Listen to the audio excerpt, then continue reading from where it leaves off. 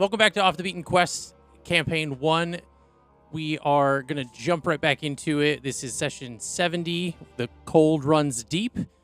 We thank you so much for joining us. There's a lot of D&D podcasts out there, but we're the podcast that's on the secret menu. So we are rejoining our adventurers that had experienced a lot of interesting stuff on the ship. They've already got an interesting message from Amar. We saw a lot of bonding with new NPCs, new people on the ship, as well as some fun with some parchment football. And towards the end, Elliana sat down to meditate and had an interesting vision that left her unconscious. So the group was struggling to figure out what to do with that, and we are going to join back with them right in that moment. So, you all are sitting around Elliana at the moment, kind of figuring out how to help, how to fix the situation that's happening. She begins to convulse, and her eyes are rolling back in her head as she's sitting on the dock of the ship. How do you guys proceed? Has Ira already casted aid? Yes. Okay. And Jax and everyone's arrived? Yes, we're all here. Okay. Healing's not working. What? I don't know what to do. I'm also putting weight on her to hold her down to keep her from acting like a fish going across the deck of the the ship. You could smack her really hard, and you just snap out of it. Are we sure that's a good idea? No. That's the only idea I have. I also have magical awareness. Has anybody done any of that? I mean, I detected magic and she was rainbow sparkles everywhere. But that's all I saw. I mean, do you want to give it a go? I You can. can give it a go. Yeah. It's better than just her convulsing and hurting herself. Okay. A magical awareness. And it tells you what type of magic it is? Yeah. As an action, awareness, perceive concentrated magic until the end of your next turn. You know the location of any spell or magic within 60 feet of you. That's not under total cover. You sense a spell. I guess it says you sense a smell. Oh, and you learn which school of magic it belongs to. Okay. So for this situation specifically, I'm going to implore a little bit of something adjacent. So I'm going to need you to make an Arcana check on top of this for now. Yeah, it's a check. Yeah, so you can guide her. Add a D4. There we go. Whoops.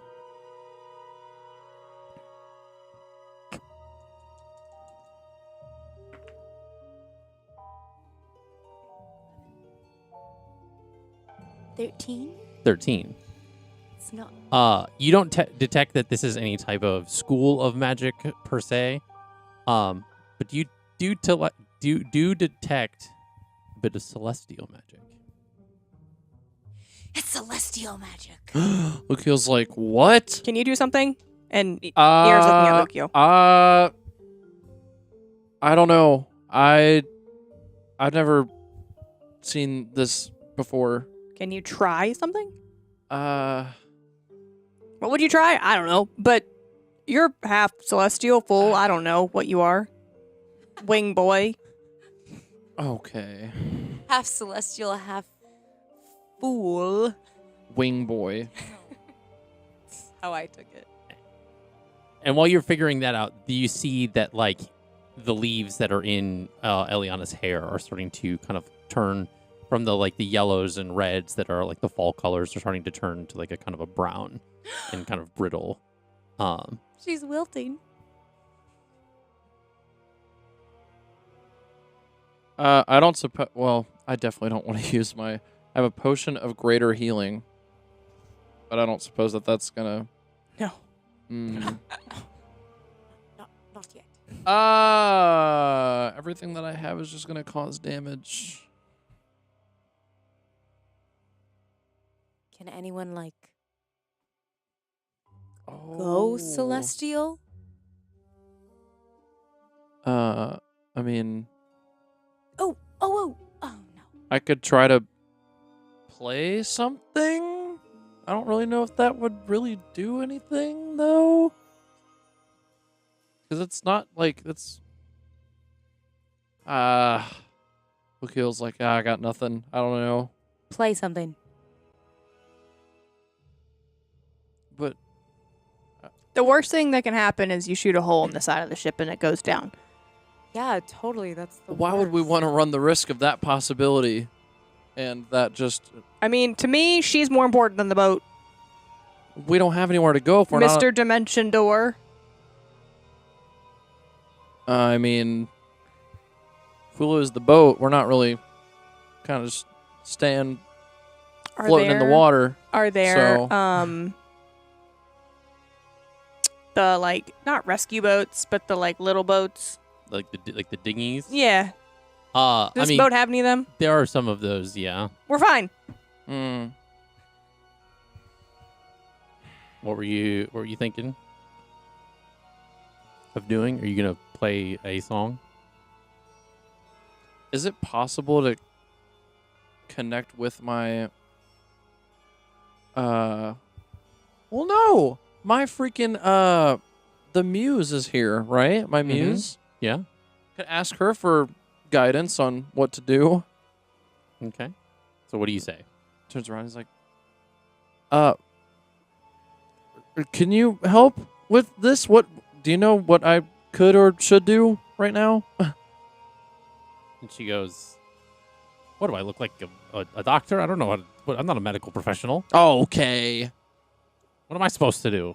Well, sorry for asking. It's Gosh. celestial magic, but I just figured you might have like pointers or something to like, I don't know. You mean like this? She's gonna just No, starts pointing not with like her fingers. that. I love her. God, okay. Just play something. You got music, I and you can make feel like- magic with your music. I feel like I should call upon my celestial, like, God in this moment, or at least attempt to. You're gonna try to commune. Yes. Okay. Obviously there's like a spell that's like commune, but I think if you're just reaching out to them in like a form of like prayer Like type how? worship. Yeah, or I guess it something, would have to be that way. it would just be generic, kind of like calling out and seeing what happens. I'll allow you to make a religion check to kind of Whoa. assist. First religion check? Is that canon? Does anyone know? I think Has that's anyone else? that might have been the first one of the campaign. I think to be so, honest. yeah. A religion check? No, I 70 don't know. sessions. We haven't had anybody do a religion check. I feel like I've done religion checks. Oh, yeah, that's true. Yeah. That's true. So I feel like that's the same. yeah. Modifier's a plus Just 2. because I have a really fucking weird goddess. Kira's gonna guide true. you. Oh, plus a D4. Yes. There you go. All the My, good my big vibes. blue dice. My big blues. That was That's definitely cocked. cocked. Yeah, it's cocked. I'm gonna keep that though, Mm-hmm. because that was great. Gosh. So That glad was- we're. That was not cocked. It just landed on other Oh. Well, see, should have taken So the first 2 one. plus a 3 is a 5, plus a 2 is a 7. Well, that calls for a re-roll, guys. I mean, it was a 17. I know that's what you said it was. No. Yeah, it was. Oh. Yeah, it was 17. I'll take that. Yeah. I'll take a 17. 17. guys. I saw it. It was my Yeah. own Yeah, I eyes. thought I heard you say 17. You guys saw He it, said right? 7. Yeah. You said but 7. Okay. it's, you know. Oh man. So with this, Why did you guys have to say anything? He said 17. I'm a dirty snitch. with the Yeah. 7, what are you attempting to say? Like, how are you reaching out in this moment? Did we? If we have established the name of whomst this is, I've forgotten the name. Morpheum. Morpheum. There you go. Yes. Luciel gets down on the ground on both of his knees, but in like kind of like a where you're like laying on like at the back of your legs, like with your knees. It's like you're like kind of like sitting on your feet, but like on your knees. Okay. Closes his eyes, puts his hands together, just fully just sending this And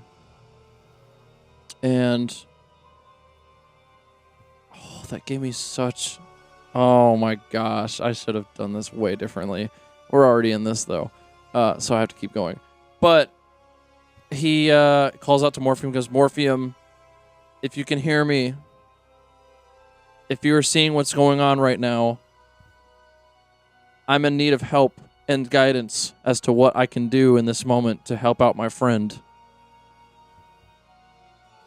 And I don't know what to do. I don't know if I can do anything, but if I can, I need to know. Okay. He's flipping the fucking coin. So you reach out in this prayer out to Morpheum, and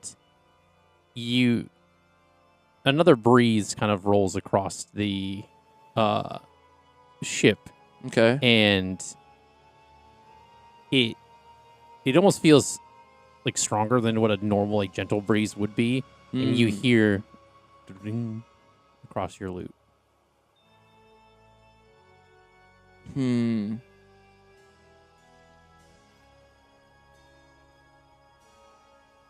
Play a song. Play a song. Lucio then proceeds to play a song as he has been indirectly guided by the wind to play strings on his lute, because the wind did. So yeah, he plays a song. Okay. Welcome to God. A little tune. Song. on What the lute. song? Give me Performance a performance check. plus. You gonna guide? Mhm. Okay. You got this? It's just assumed now that Yura just guides everybody. Yes. There's no. Well, if she she's wants there, this- she's gonna do it. you Well, know? she wants like Elliana to be out of this yeah. like hell that she's in. This better be a 4 right here. Let's go.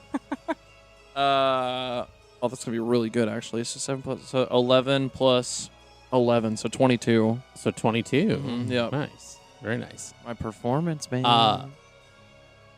So you play a song on your lute, and you get like halfway through the song, and the strings on your lute kind of start to kind of glow this like sort of like faint kind of like yellow. And because Elliana's technically still conscious, it's like one of those like comatose kind of moments where like if somebody's in a coma, they can kind of hear you, kind of like potentiality. Yeah. Eliana, you have heroic inspiration. Let's go! I don't think I've heroically inspired anyone, actually. You did, but it Huge. was a while ago It's been a minute. because it was me. Was it combat? Mhm. Yeah, definitely. So Yeah. as this song is playing, and Oh, no, the ship. No. you, Eliana, you have this like the blackness of your eyes. You kind of like as your eyes are closed, you can't really see anything. But all of a sudden, you open them. And you look around. And you see nothing but darkness. Beneath you is a layer of fog that's kind of surrounding your ankles, and the ground feels wet, but still solid. And you are now in this black expanse as you look around.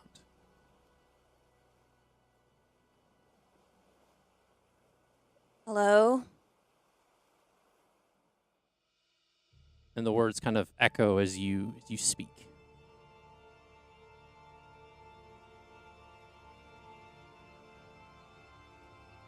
Felicitas, if you can hear me. Hear me? Hear me? Hear me? Can you let me know if everything is okay? Are you moving around?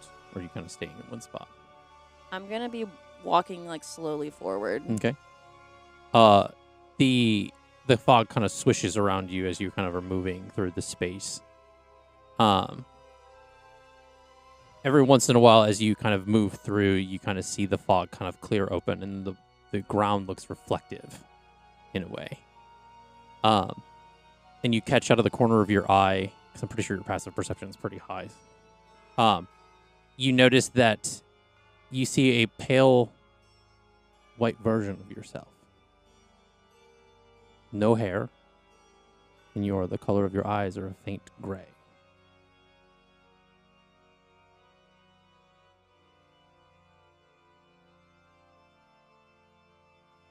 Do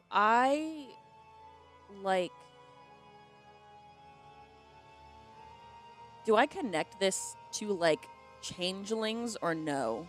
You said gray eyes and like pale skin. I think given everything that you so it's like pale white skin, Okay, pale white skin. and Gotcha. then the colors of your eyes, where there usually is like a color based around like whatever season, it's gray at the moment, and you have no hair, so you're completely bald.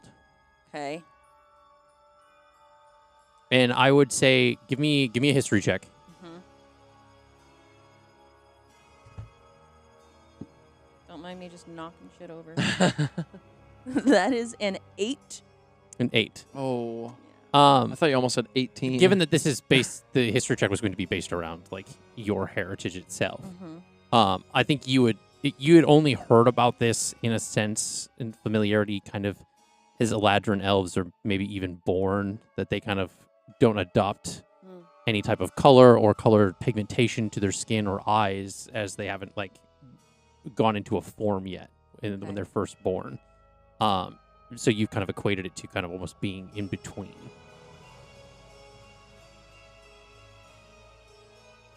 I'm going to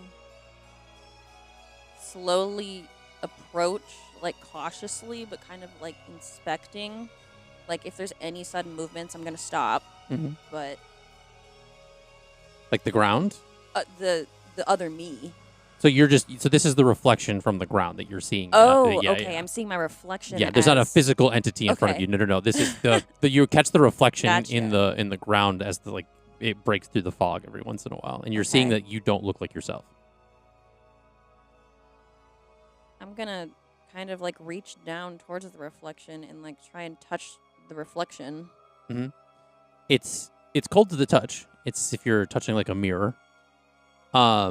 The ground, it almost like has this like wet kind of moist like texture, but you can't push your fingers forward, so it's not permeable. So it's Okay. it's wet but not like water. So it's cold to the touch. This is gonna be so weird. Can I try to use my cantrip mold earth to see if I can move it? Sure. Okay. So you try to kind of reach it has somatic components, I believe, and you try to do them, but nothing happens. It's almost as if you feel like the normal sensation that you would have felt doing magic you didn't feel that sensation at all. This is when she starts to get anxious again because she's lost her magic once already. So do you stand up? Yeah. You stand up, and She's gonna look at her hands. yeah, you look at your hands and you see that your skin is very much so. It's like a pale white, kind of almost like porcelain, devoid of any kind of pigmentation, almost like I said, seasonless. She's like almost like trying to like flex like physically like anything to try and get anything moving to see like anything that feels normal to her, because she feels very unnatural right now with her magic like depleted and gone and seemingly not working. But You try to do that, and it's as if you're like, it's almost like there's kind of not a lot of sound either. Like the vocalizations, it's almost like you're in it's like one of those like soundproof rooms where like you can still hear yourself making noise, but it's almost like the sound doesn't carry. Except for like when you were speaking and it was causing some echoes. You do hear every once in a while, kind of off into the distance. It's like this faint echo of like a cackly laugh. yeah, okay. And you turn. I would think you're trying to like look around to kind of Yeah. see the source of this laugh. I have an assumption of who it might be. And you see off in the distance, kind of poking up through the fog, a single flower. Is it fucking looking at me? No, it's behaving like a normal flower. Okay. The last time a flower looked at me, and it's gave you I remember, bad yeah. vibes. This was pre-recordings. I'm going to approach the flower. Okay. You notice the as you get closer to the flower, you see that it is a mixture of colors. In looking at it kind of more distinctly, given your expertise with like nature and stuff in the past, you notice that it has almost abnormal amount of petals. It has about 100. There are 25 teal petals, 25 green petals, 25 goldenrod petals, and 25 icy light blue petals. Does she count all of those? 1, 2. It looks like, it looks as if it's an even Wow. distribution as far as like they're almost like kind of in like consecutive circles as like this flower is kind of. I'm going to instinctually reach for the golden ones and like try and touch them to see like what, if anything, happens. You at the moment you reach out to touch it, it kind of like begins to float upwards in front of you, like kind of coming up off the ground. What would be called ground? Try to catch it. So you grab it. Yeah. As you pick up the flower, you all of a sudden the darkness around you snaps to this like blinding like white light as you're kind of like shielding from it, and as you kind of open your eyes again as it adjusts to the light. Describe to me your family home. Whoa. Justin, I was not prepared for this. Oh, man. I feel like her family home is, she comes from a family of druids, so her family home is probably very flowering, vines crawling up the walls everywhere, hanging plants here and there, a nice sunshine coming in through the window maybe, if the windows are like left open, a very cottagecore house, if you can imagine. Okay. Okay. You are still holding the flower in your hand. And you notice that one of the petals falls off. And it kind of just like into like this like dust as it hits the ground. What color? It was one of the teal ones. So it kind of is like coming from the center and kind of going outward. Back on the boat. Yeah. About an hour has passed. Jesus. What? And she's still just Wow. seizing? She's still like this. That's a She stopped long fucking seizing at this seizure. point. Yeah. She is Okay. now like kind of almost a little bit limp. God, is she breathing? Ira has put her cloak over Elliana. Yeah. Okay. Are you going to check and see if she's still breathing? Yeah, 100%. Like For every sure. 30 seconds. So Uh, Ira's gonna take out one of her daggers Okay. and put it under her nose to just see if there's like any I would say condensation. I'm going to have the four of you as well as Jax make a medicine check. I was thinking that, yeah, the medicine check. I cannot guide anyone because I am guiding myself. Love you, Fair. sorry, bye. I don't know if I can bardically inspire Jax got myself. a 23. 17. 17. Nice. 18. 12. 12. 17, 18, 12. Jax got a 23. That's it. Was Lukiel got a roll? I was just trying to check and see if I could use my bardic inspiration for my like own roll, but I don't think that. I mean, if you can bardically inspire Ira, and then she can guide you. That way, she doesn't use the guidance on herself. I already did. Oh, okay. I'm just saying. Oh. In the future, You can trade it off, I guess. Fair enough. That's actually really funny. Oh, it was like hovering. It was like about to hit a 20, but then it went to a 4. 4. Yeah. Uh, That's great. so Jax So good. kind of kneels down and kind of grabs her wrist, or kind of her wrist, and then puts another hand on her neck, kind of almost like to check for a pulse. You use your knife to kind of see if she's still breathing. Mhm. Does anyone panic when Ira goes to Elliana with the dagger out? Yes. No. Luke Heel literally straight up, because he says, "Ira, what are you doing? Why do you have a dagger? What? Hello? Like, Let me teach you a cool party trick. what? And What do you then mean she- part? This is and then she you're holding a puts- knife. And then she puts the not sharp edge against her top lip Mm-hmm. and Okay. shows Lukiel that Elliana is breathing because there's condensation hitting the metal of Hold on. the dagger. Don't do my job. Well, that's the goal. Well, Eliana, roll me a d20, please. Oh, Just roll it. okay. Just roll it. Roll it back here. Ooh. Oh. Tower Don't of love Doom? it. Do I get to see it? Yeah, you can look at it. It's not good. Okay. That was a 1, right? Oh. Oh, I'm looking at the wrong dice. Okay, roll it again. Why is that like pitch black dice? I was looking at the dice you rolled. Okay. You can have that back. Okay. Secrets. She is not breathing. And does she have a heartbeat? Jax? She has a pulse, but it seems faint for some reason.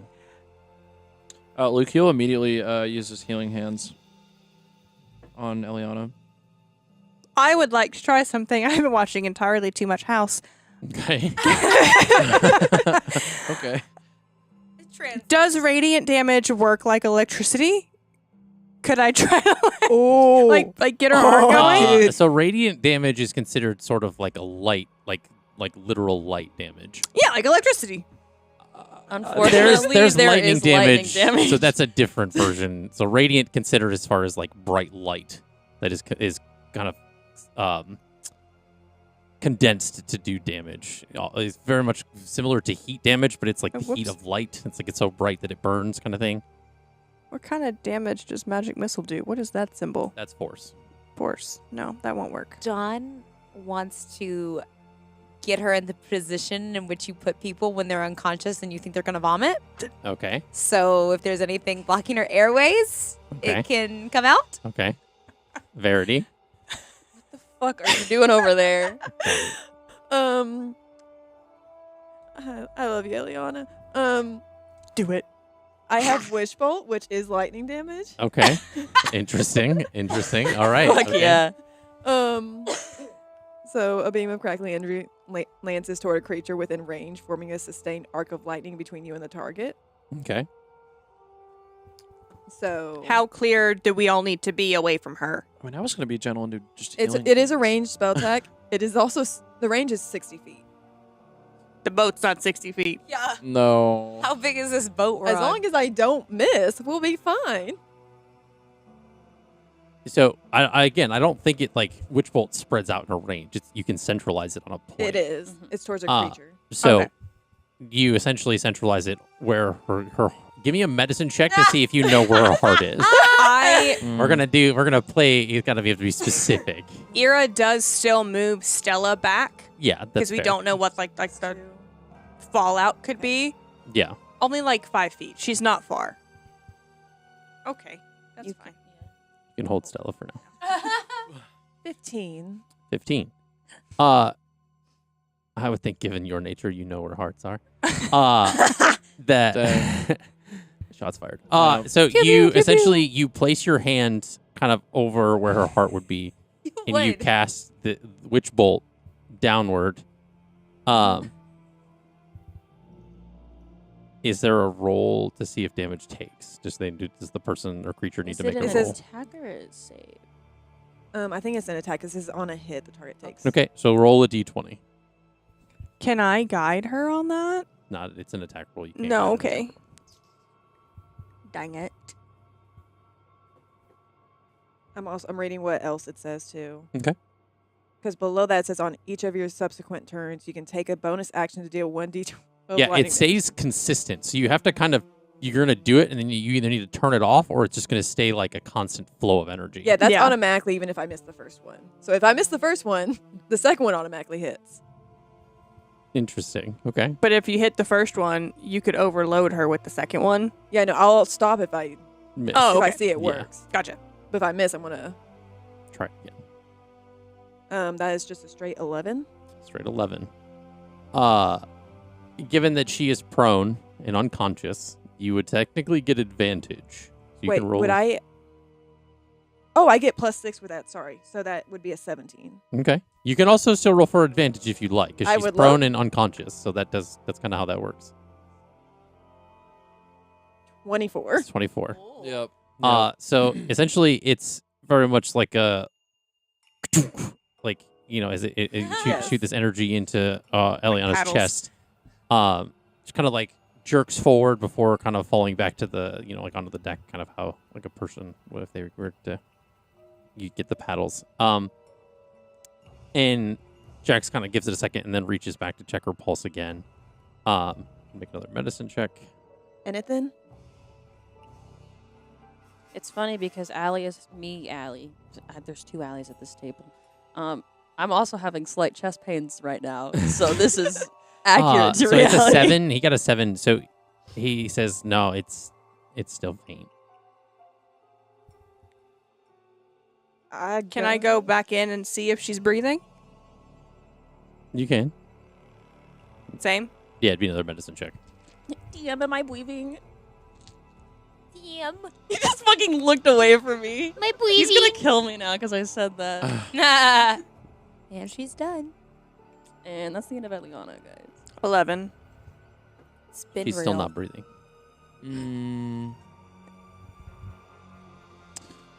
Well, could wanna do it Lucio again? try to cast Healing Hands? Yeah. Because it's 2 charges? It just keeps going It just keeps going It the keeps more you make going. successful attack rolls. Mm. for a minute. So yeah, for a minute. So yeah, Verity does it again. Okay. Go ahead and roll for. You have to Am I roll for that taking attack damage again. for this? As a bonus action, it hits the target automatically. I think. Okay. Or Uh, no, it automatically deals damage automatically. Okay. So I mean, I can roll if you want. So you're gonna roll for the damage for both. We can heal her. It's okay. At least from this. Yeah. So it's 2d12. I am so sorry. That was a 12 and a 10. So 22 points of lightning damage, and it does nothing. Ba ba ba ba. Elliana. Dawn's in the back and she's like, I only know how to kill people. Do I go again? What are there physical signs of distress from the witch bolt? I mean, there's a singe mark So, on yeah. like the clothing and on her chest and Yeah. stuff. Okay. So now, Lukeil, if you would like to heal her, see if that works. I'll try. It's only 3d4, so Ideas don't have to work. It's just important that you try. 8 total. Plus, or would that be? No, that wouldn't really be. Oh, no, just that. Just 8. So 8 points of healing. So 8. you take 8 points of healing, Eliana.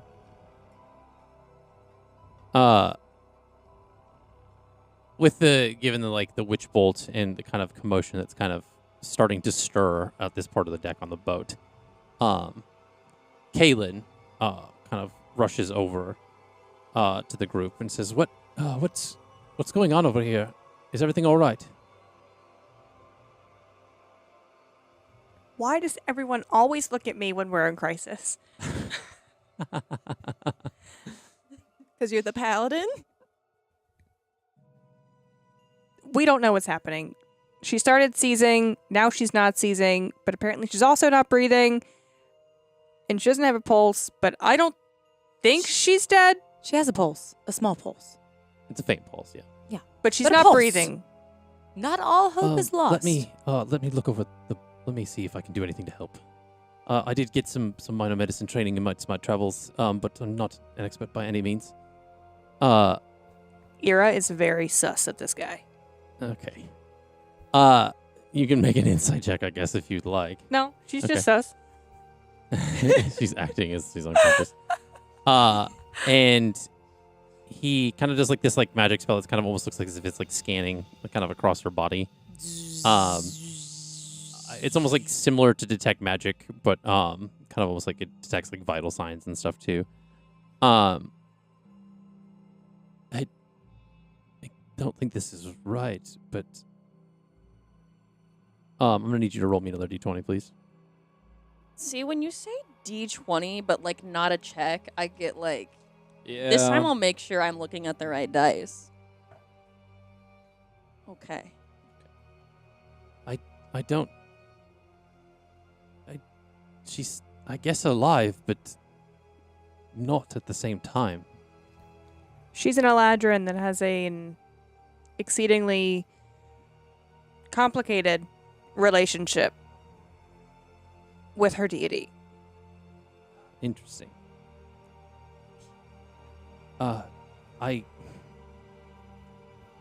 guess I can attempt a revivify spell if I have the components to do that, but If she's not dead, then she's not dead. but according to my previous spell, she's both. I don't even know how that's possible.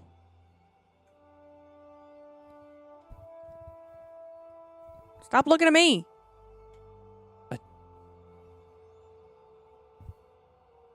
Verity's just gonna start doing chest compressions while everyone's deciding on what to do. Okay. Elliana, as you look around and see that you are now again in your family home, you look down at your arms once more and you see that you are in your spring form. And you see that your mother, Freyona, is in the kitchen cooking. And next to her is her wife. And she turns to you with a smile and says, "Is everything all right?"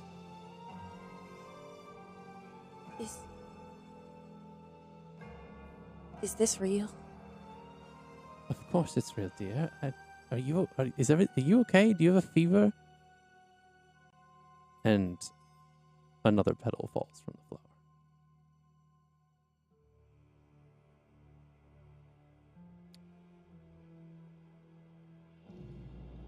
You see your sister, Lillian, enter the room in her autumn form. And she sits down at the table. She's probably just being weird again. It's fine. She's kind of always been a little out there, but Our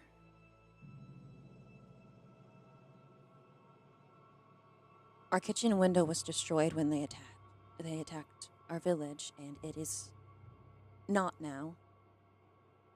and Fiona and her wife look at each other and said, "What?"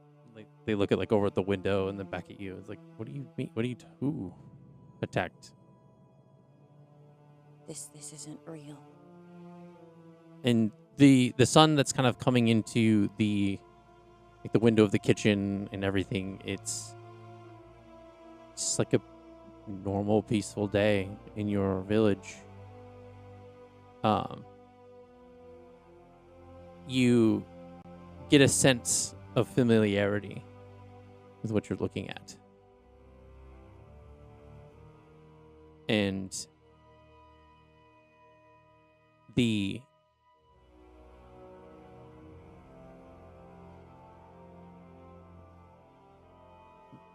kitchen smells of food that you recall. This is almost as if you've been here before. I am going to exit my house. Because I am expecting destruction out here if I have been transported to where I think I am. So you stand up at the kitchen table, and as you turn to leave the kitchen, all of a sudden an immense comes off at the distance, and the ground kind of rubbles, and it kind of shakes the whole house. Like you hear the clanging of glasses and the window panes kind of moving and stuff, and Freona turns towards you as another large and a flash of blue light just blinds the entire room. This is familiar, correct? You immediately fall unconscious. Everything goes black.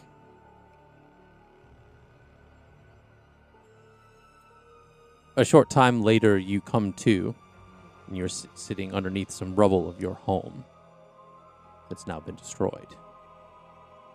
There's more blasts heard in the distance and screams of different people, just men, women, children. The sounds of growls and the clanking of bones and armor in the distance.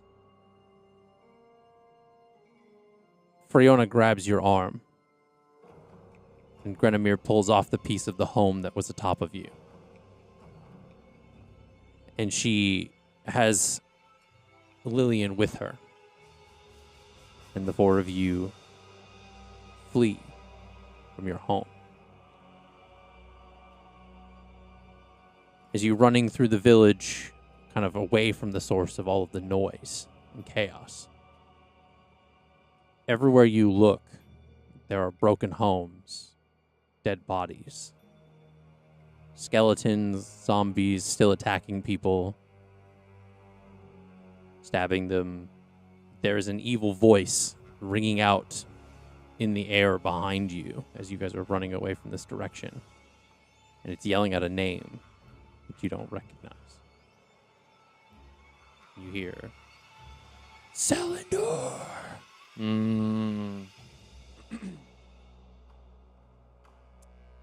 You eventually make it to your family's temple, to Florenia.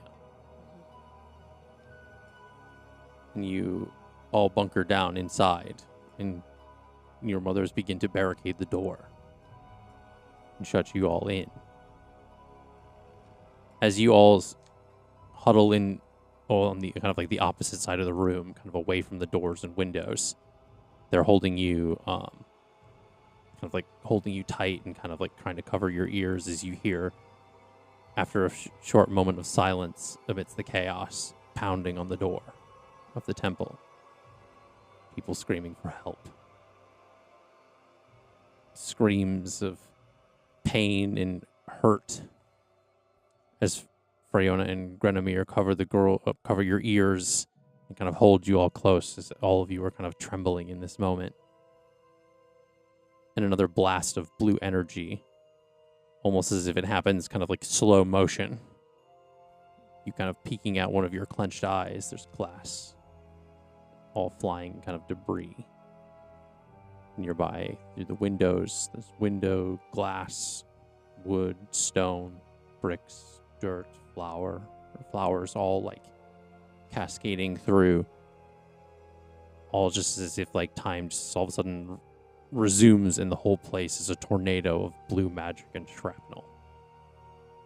More pieces of the temple fall all around the family, and you are struck once more and fall unconscious. Back on the boat. Hey, guys. Welcome to my backstory. Kalen has his hands kind of over Elliana's body. There's a force field of this kind of bubble of light bluish kind of green energy that's kind of surrounding her as he's kind of got both hands kind of out. Her body now kind of almost a little bit more limp than it was before, just kind of laying on the deck of the ship. You all are just kind of standing around him waiting to see what happens.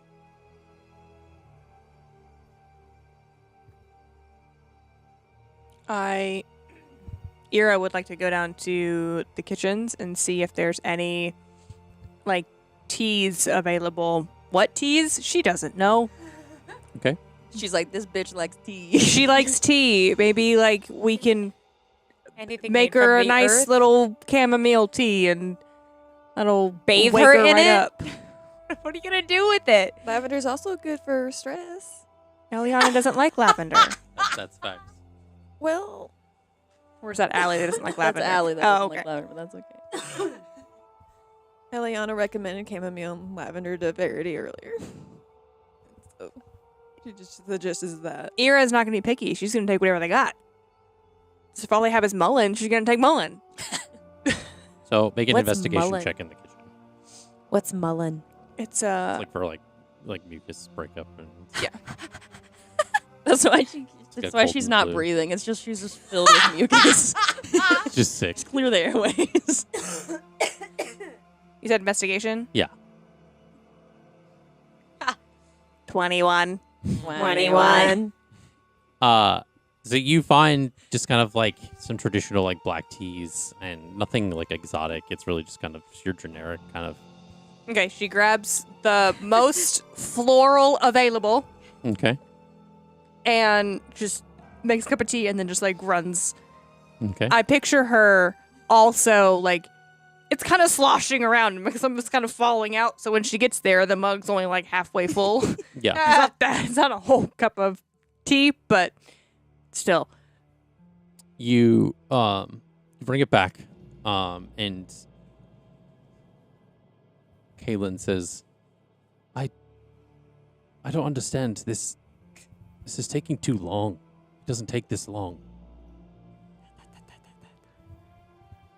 Okay. How long should it take? I mean, and at this point, just for context, Mhm. he's been doing this spell for 2 hours. Oh, A how long time. What is her like? Guys, I think I'm dead.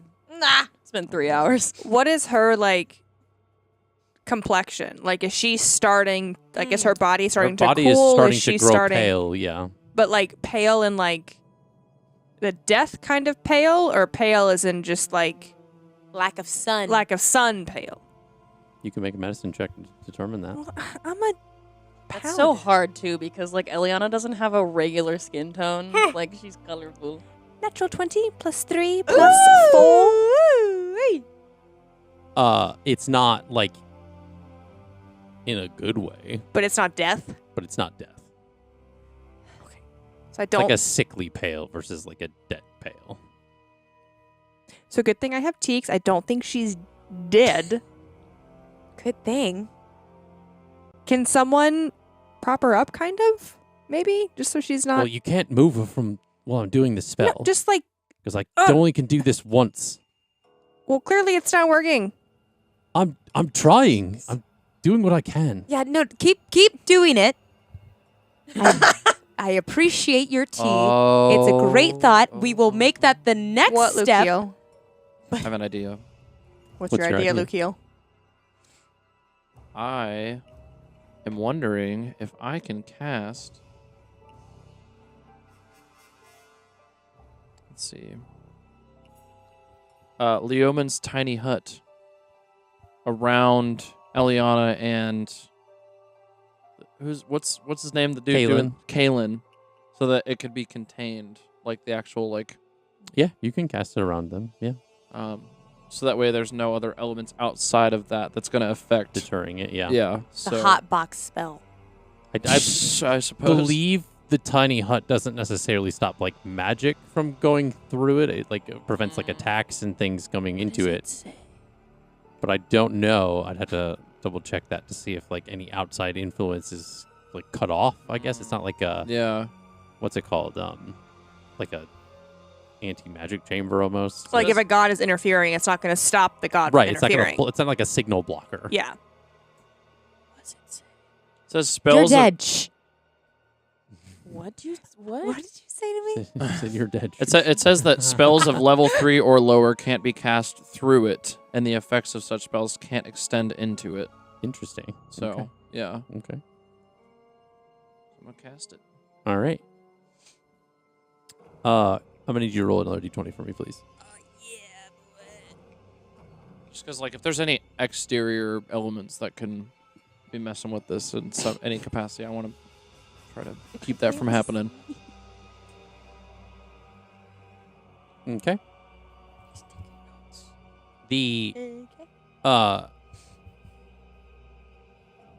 spell ends, Okay. and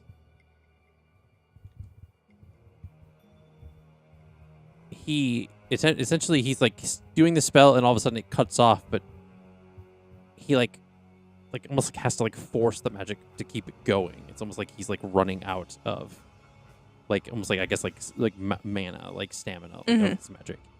And he says, "Is there anybody here that is in divine favor?" Well, I'm the last person for that. Divine No one's told favor? me anything.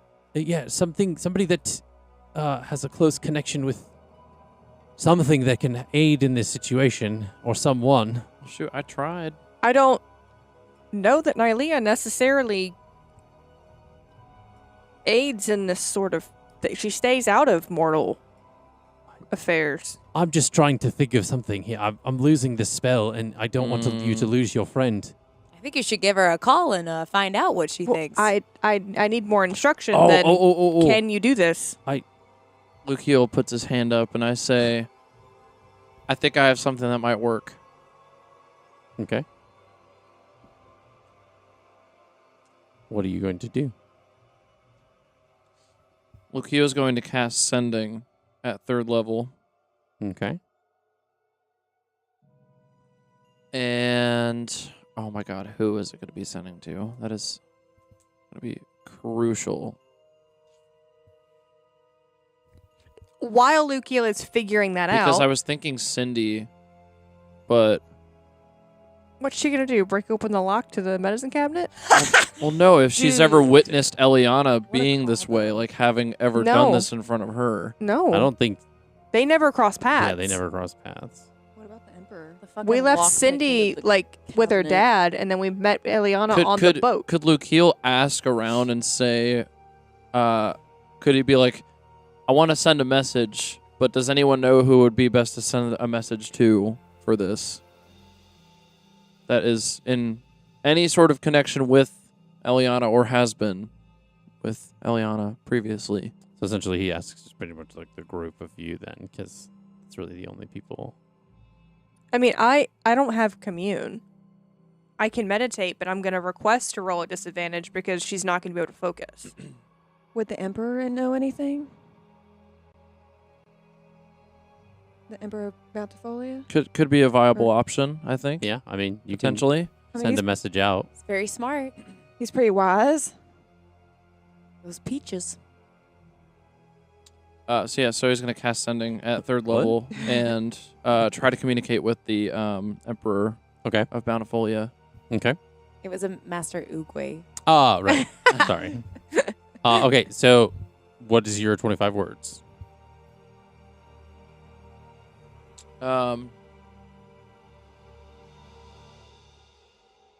And he know when the message goes to him, he knows that it's me sending the message. Yes. Yes. Okay, cool. Elliana is in trouble. Or wait, no, Elliana needs help. We've tried everything. She seems to be getting pale, In a coma. in a coma. Spells and healing are not working. You can say something about it being celestial. He only has 4 words left. It's celestial. What do we do? Could be celestial nature. That's about all we got. Okay. So you send that message out, and it goes Yes. to the Emperor.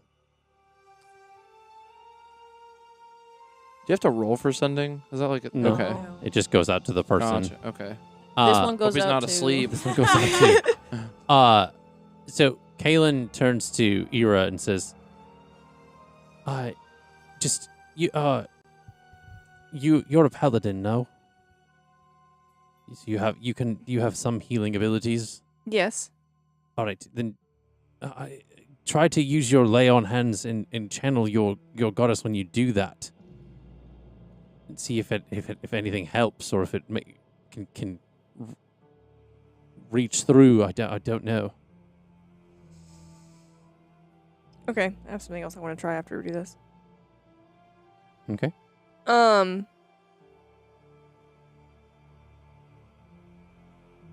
Yep, so she goes down on her knees. Kind of getting beside him. Well, she's going to be, like, Elliana's head is, like, in front of her. Okay. And she's going to put her hands on either side of Elliana's shoulders. Okay, so you're kind of at So like just, the like, you're kind of like here. looking down down the body. Okay. Mm-hmm. You put your hands out above her and you kind of almost like kind of close your eyes to try to like commune with Nylea as you're doing this. I'll need make a religion check for me, please. I'm gonna guide, and while I guide, I'm going to have Ira lower her head Okay. to be touching foreheads with Elliana. Okay. Oh.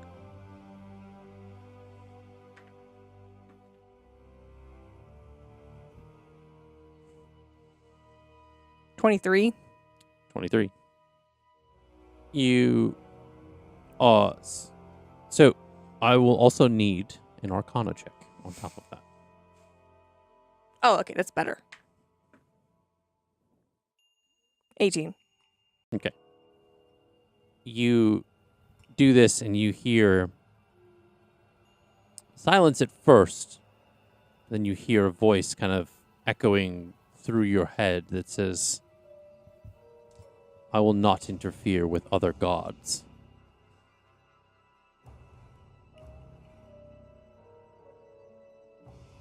And I would like to lift my head, Okay. open my eyes, and look at Dude and say, she won't interfere with other gods. As I told you. That's interesting. She has been this way about Florenia and Placidus since day one. This is not new. So the How spell, much of my lay on hands did I just use? how much would you like to use? I don't want to use any of it because I want to save it all for when she's back.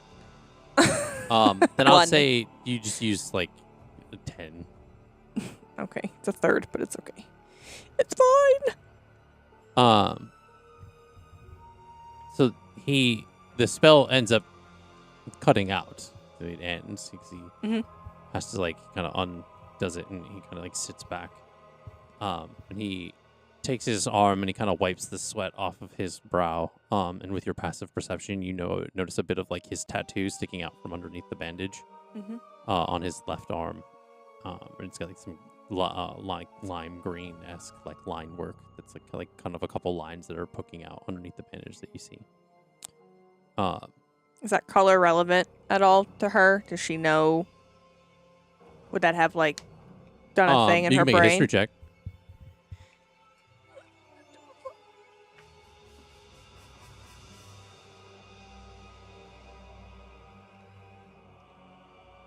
$15?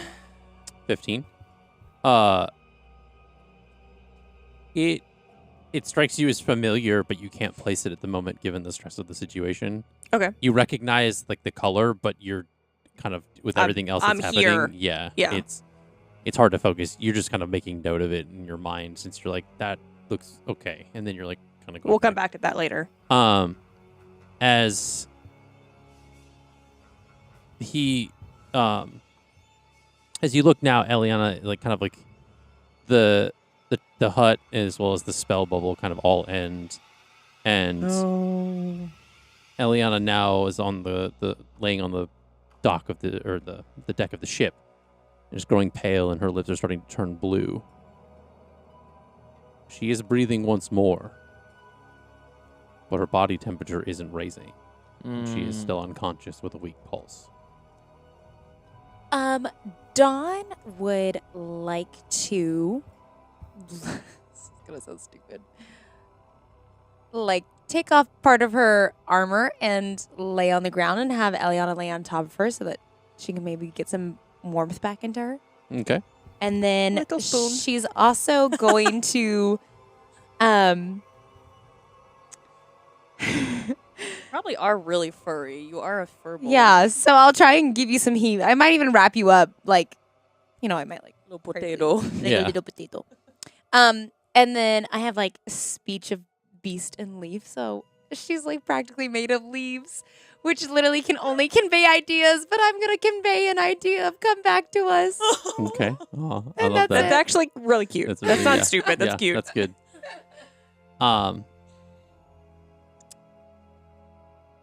The sun is beginning to rise as it is now passed through the night amidst all of this. Okay, well, she's definitely wrapped up if it's cold out. Yeah. The sun begins to rise as the boat begins to come into the horizon of Rivermire. And the village kind of that's interconnected with different ponds and channels and the kind of raised buildings and stuff comes into view as the boat slowly pulls into the harbor. And Elliana, you awaken with your family around you. And All of you. word that. Fuck you guys. in the remains of your family temple. Yeah. Temple to Florenia. As you see this, you're kind of laying on the ground and you're looking up into the sky. You see a kind of almost like a faint like silhouette of an old woman. Eyes glowing like a faint white. Almost like a giant in the sky watching. As your mother helps you up off the ground. And you kind of look up to the sky to see if it's still there and it's gone. And you look around at the remains of what once was the temple to Florenia. And the flower that you were holding. In total, is now missing 10 petals.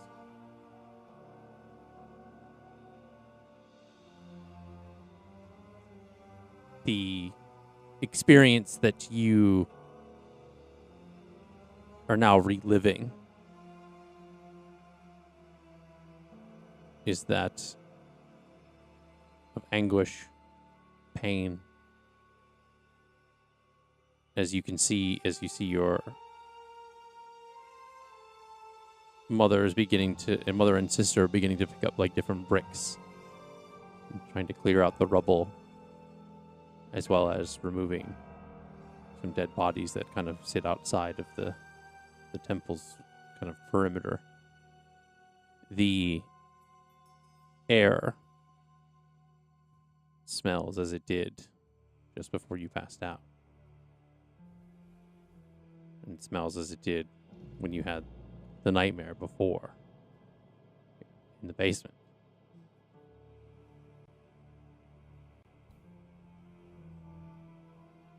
The now ruined town, your home, as you begin to help rebuild your temple, and the hollow feeling that exists, knowing that what once you had cherished is now desecrated. It almost feels empty, almost meaningless. The rest of you sit on the boat as it enters Rivermire and slowly docks in the harbor.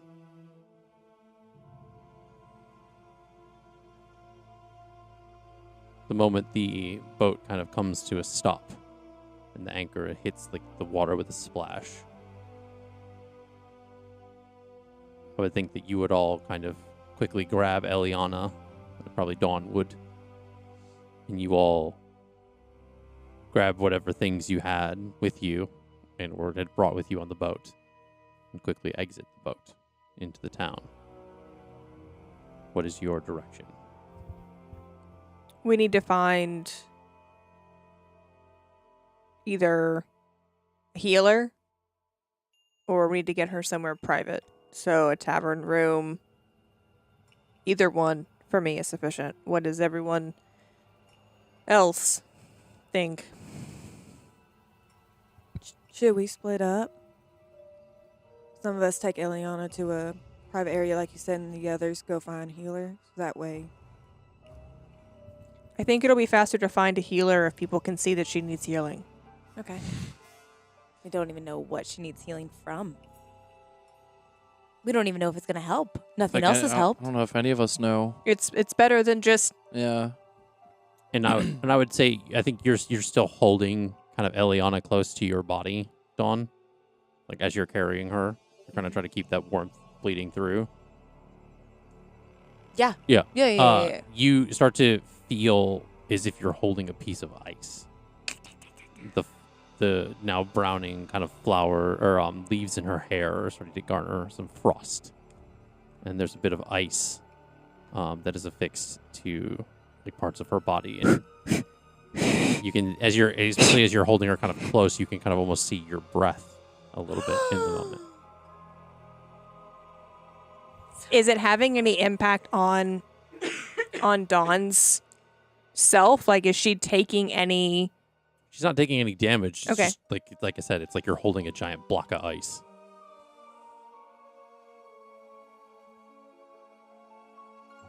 Okay, let's go to a healer. So you enter the town of Rivermire as you are kind of making your way across these like kind of wooden walkways that are raised slightly above like the marshy grounds. There's buildings that kind of have a lot of sloping roofs, moss-covered tiles, and do a lot of different like kind of bamboo accents and things. You make your way through. It's very early on in the morning. People are kind of still getting up for their day, kind of making their way around the village and kind of doing their errands and things.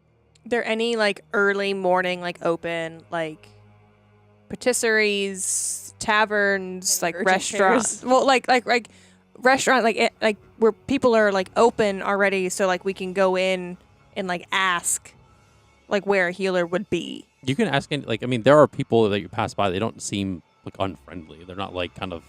Does anyone seem alarmed by the large 8-foot pink figure holding? Yeah, not as The- much as you'd might think. Just a little guy. Ooh. Ooh, not as much as you might think. What do you mean? Dawn's not going to cause a scene and just start screaming for a healer? Nah, you heard him. Not as much as you might think. Ding, ding, Yeah. ding, ding, ding. That was thrilling. I mean, the villagers make up mostly of like humans, halflings, grung, amidst like kind of some other different kind of races that amidst like around this area, but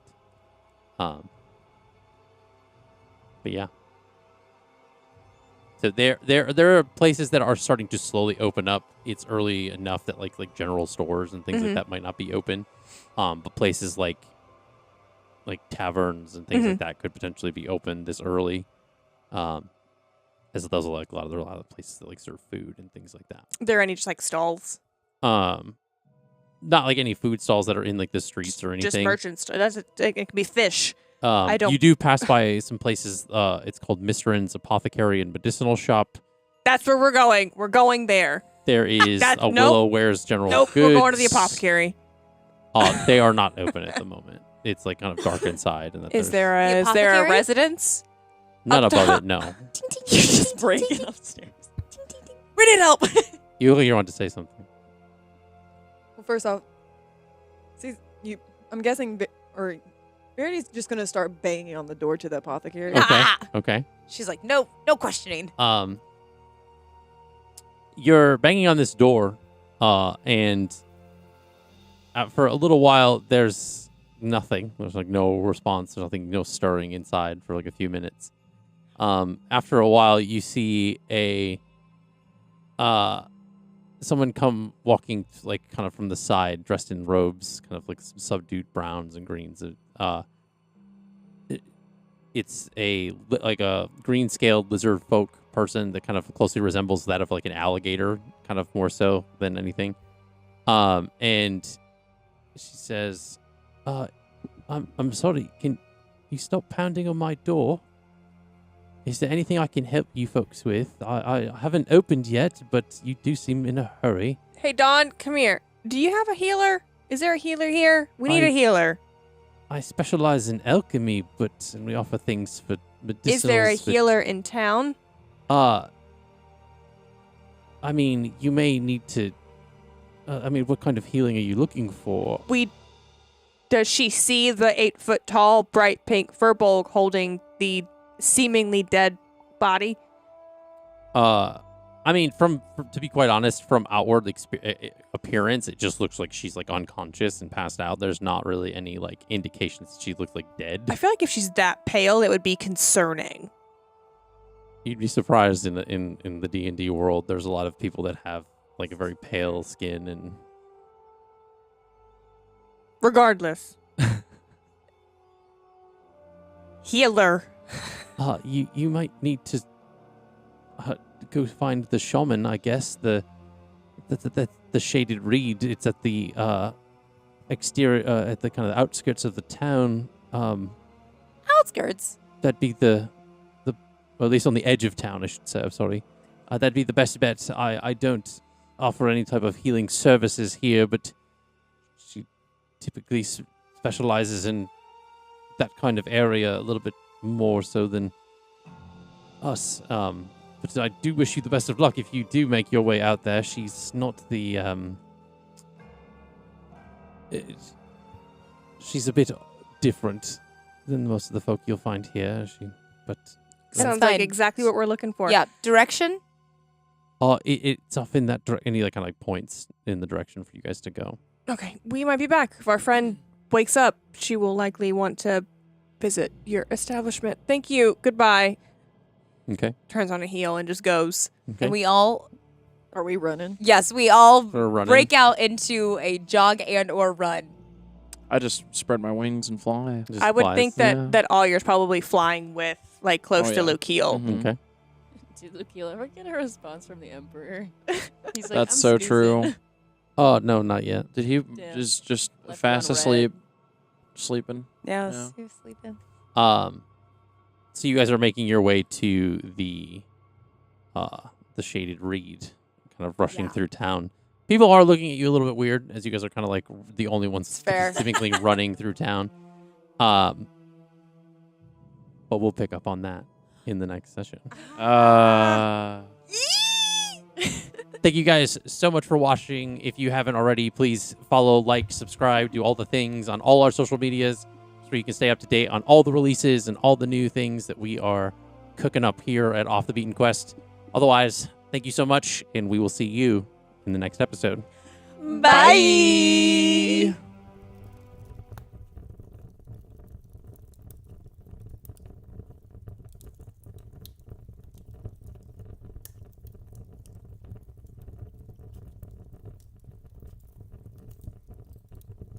My name is Justin Fussell. I am the Game Master for Off the Beaten Quest. Outside of being the Game Master, I do a lot of writing, world building, filmmaking. Me and my wife, we run Imagistorm Productions together. Yeah, it's been a lot of fun just incorporating a lot of the world building and writing that I do into this, building this campaign overall. It's been really interesting to kind of take the filmmaking background and kind of apply it to being a game master, because essentially a lot of like the players are the actors and you're setting scenes and you kind of just let them freeform in the space versus just any like preconceived dialogue.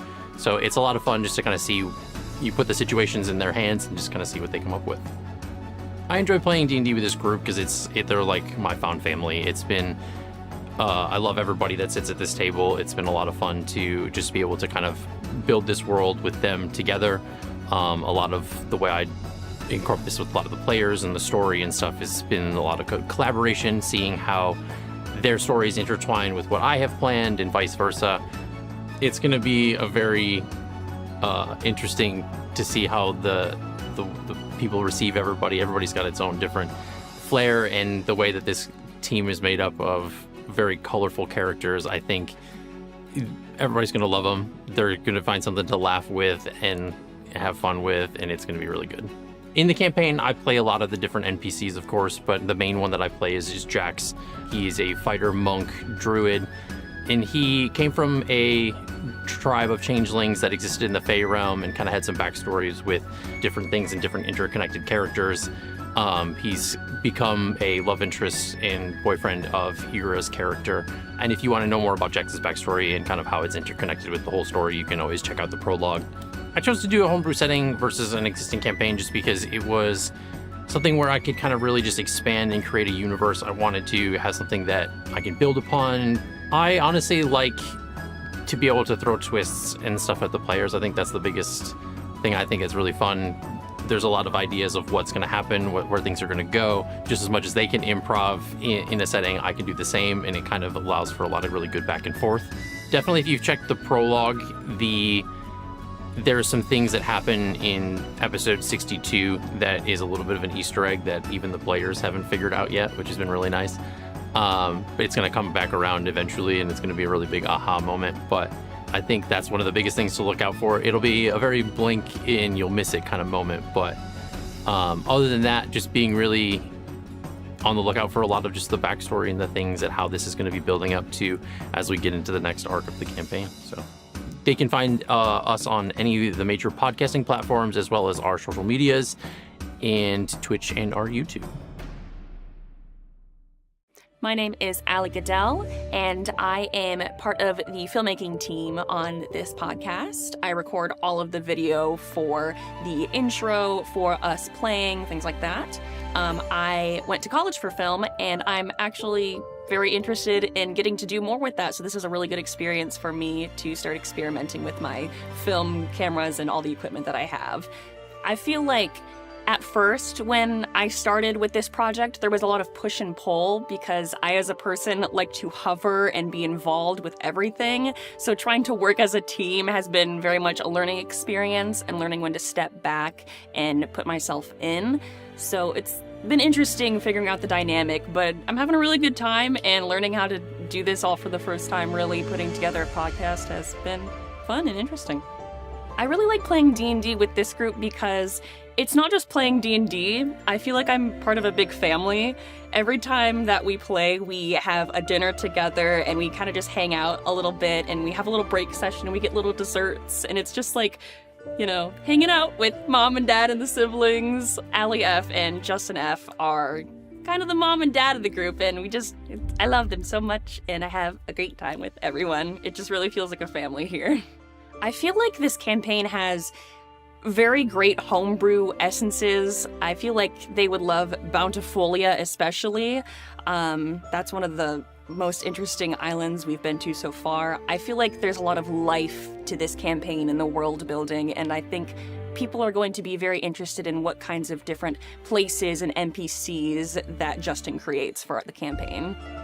You can find us at Off the Beaten Quest on all podcast platforms, as well as Twitch and YouTube, and you can also find us on our social medias. Hi, I'm Allie Fussell. I am doing all of the marketing, project management, keeping everyone on track to get Off the Beaten Quest out into the world. For me, I got to work again with my amazing husband on this project. He is the world builder in this incredible world, so being able to work closely with him to bring his vision out to the world, in addition to being able to collaborate with our friends, it's been such a fun project for me, and also being able to flex all of my skills that I have from my day job in this as well, to push this project out has been a lot of fun. Honestly, one of the things that is the most fun about it is hosting everyone every week. We do play in our home, and one of my favorite things is being able to make dinner and also bake something from scratch for our players every week, and just having that time with them before and during our breaks, during sessions as well. And also, these people are friends. They are my closest friends. So being able to have this experience with them, not only just playing the game, but also being able to share it with the world, has been absolutely amazing. I think the audience is going to really enjoy the campaign. It has all of the classic elements of a D&D campaign with our own spin, with our diverse cast of characters. You can find us on all major podcast streaming platforms, in addition to YouTube and Twitch, and all social media, which is linked in the caption right down here. Hi, my name is Nina Neubauer, and my role with the podcast is to be the personality hire. I am here to be that person, just to be the most and the loudest and the craziest, and I think everyone's okay with it. No one's told me to be quiet yet, so I think it's going well. Outside of being a player, I am currently an assistant manager at a clothing retail store, but in the past, and hopefully again in the future, I have spent a lot of time working for Disney. I've done it in the US, and I've also done it overseas in Japan and China, which has been the most wonderful experience anyone could ever ask for. So fingers crossed I get to continue to do that, and I want to continue to perform in some capacity. It's just finding out what that looks like in the future. What I enjoy most about playing with this group is how serendipitous it was, because I actually came back to live in the US after living in Japan for a little while, and I unpacked my D&D dice, and I got really emotional that my last campaign had ended, and I was really sad. And so I literally hopped on Facebook and made a post that was like, I'm a fairly new player, I'm really looking for another campaign to join, blah, blah, blah. And I got connected with these guys, with Justin and Allie first. And then it turns out that everyone's wonderful. They're so hospitable. Allie makes dinner all the time, and she always makes a treat. Justin builds this entire homebrewed campaign on his own, so there's a lot of work that's done in the campaign, and you can see it, and it just feels like a wonderful community and family that we get to come together every single week. That, I mean, completely found out of the blue. It feels like it's supposed to be. We all bring something different to the table, which makes for such a good group. And so everybody will have something or someone to relate to. And not only that, but honestly, one of the things that I love about playing D&D is inside jokes. When I do explain D&D to people, I basically am like, it's an improv game of fantasy where we just do a bunch of inside jokes all the time. And that's something I think the listeners will enjoy, is being a part of all of those inside jokes together. You can find Off the Beaten Quest on all major podcasting platforms, including YouTube, including Twitch, and don't forget to follow us on social media. Hello, my name is Noah Dockery. I am in charge of all of the audio things that you hear in our podcast for Off the Beaten Quest, as far as the processing, mixing, and mastering of all the audio. Outside of being a player, I am a musician. I am a singer-songwriter here in Nashville. I am, working on my own music in my spare time, as well as, networking with other musicians, as well as networking with other enjoyers and consumers of D&D content. This is my first ever dedicated audio project, as far as, something that's outside of music. It's my first time involving myself with sort of this like podcast format, if you will. It's a little bit different. Some of that stuff that I've learned with editing and recording music is very much applicable to this scenario, but some stuff is a little bit, or has been a little bit unexpected, but not anything that I haven't been able to tackle. So all in all, it's been a lot of fun to kind of engage myself with something new. And it just kind of helps me to further my horizons, and knowing that, I can expand beyond just one sort of medium of content creation. So for me, what I enjoy most about playing D&D with this group, honestly, is that this is my first ever D&D group that I have been a part of, and it is my first time experiencing what it is like to be a part of a campaign ever. So this is all pretty much brand new to me. It is all, things that I've not really been exposed to before. I think that everyone that is involved, as far as all of our party members and all the characters and NPCs and the whole story just in general, is pretty captivating and pretty engaging. It is very unique, but it is also uniquely cohesive as well. So you can find us at Off the Beaten Quest on our YouTube channel as well as our Twitch channel. You can find the podcast on all major podcasting platforms, and you can find our socials at the links provided in the caption below. Hello, my name is Sarah Matlack. I'm kind of a flex role, and so I kind of jump from task to task, just wherever people need me, I'm there. It's been a lot of fun getting to work with everyone from various different backgrounds and personalities too. Getting to come together and create something magical, I feel like is rare nowadays, especially with this much inspiration that just comes from each other, and we get to kind of almost feed off of each other and kind of help each other out in that way, which is a lot of fun. I love the bits and how they keep circling back with basically every session. There's a couple that Lukiel and Dawn do throughout the sessions, and the bits, just the absolute laughter that comes with this group is what keeps me coming back. I think they're gonna have an absolute blast. Again, going back to the bits and the total chaos that comes from this group, it honestly surprises me every time, which is hard to do. You can find us on all major podcasting platforms, including our Twitch, YouTube, and other social medias.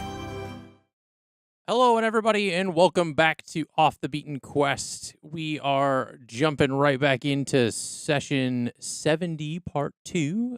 The cold runs deep.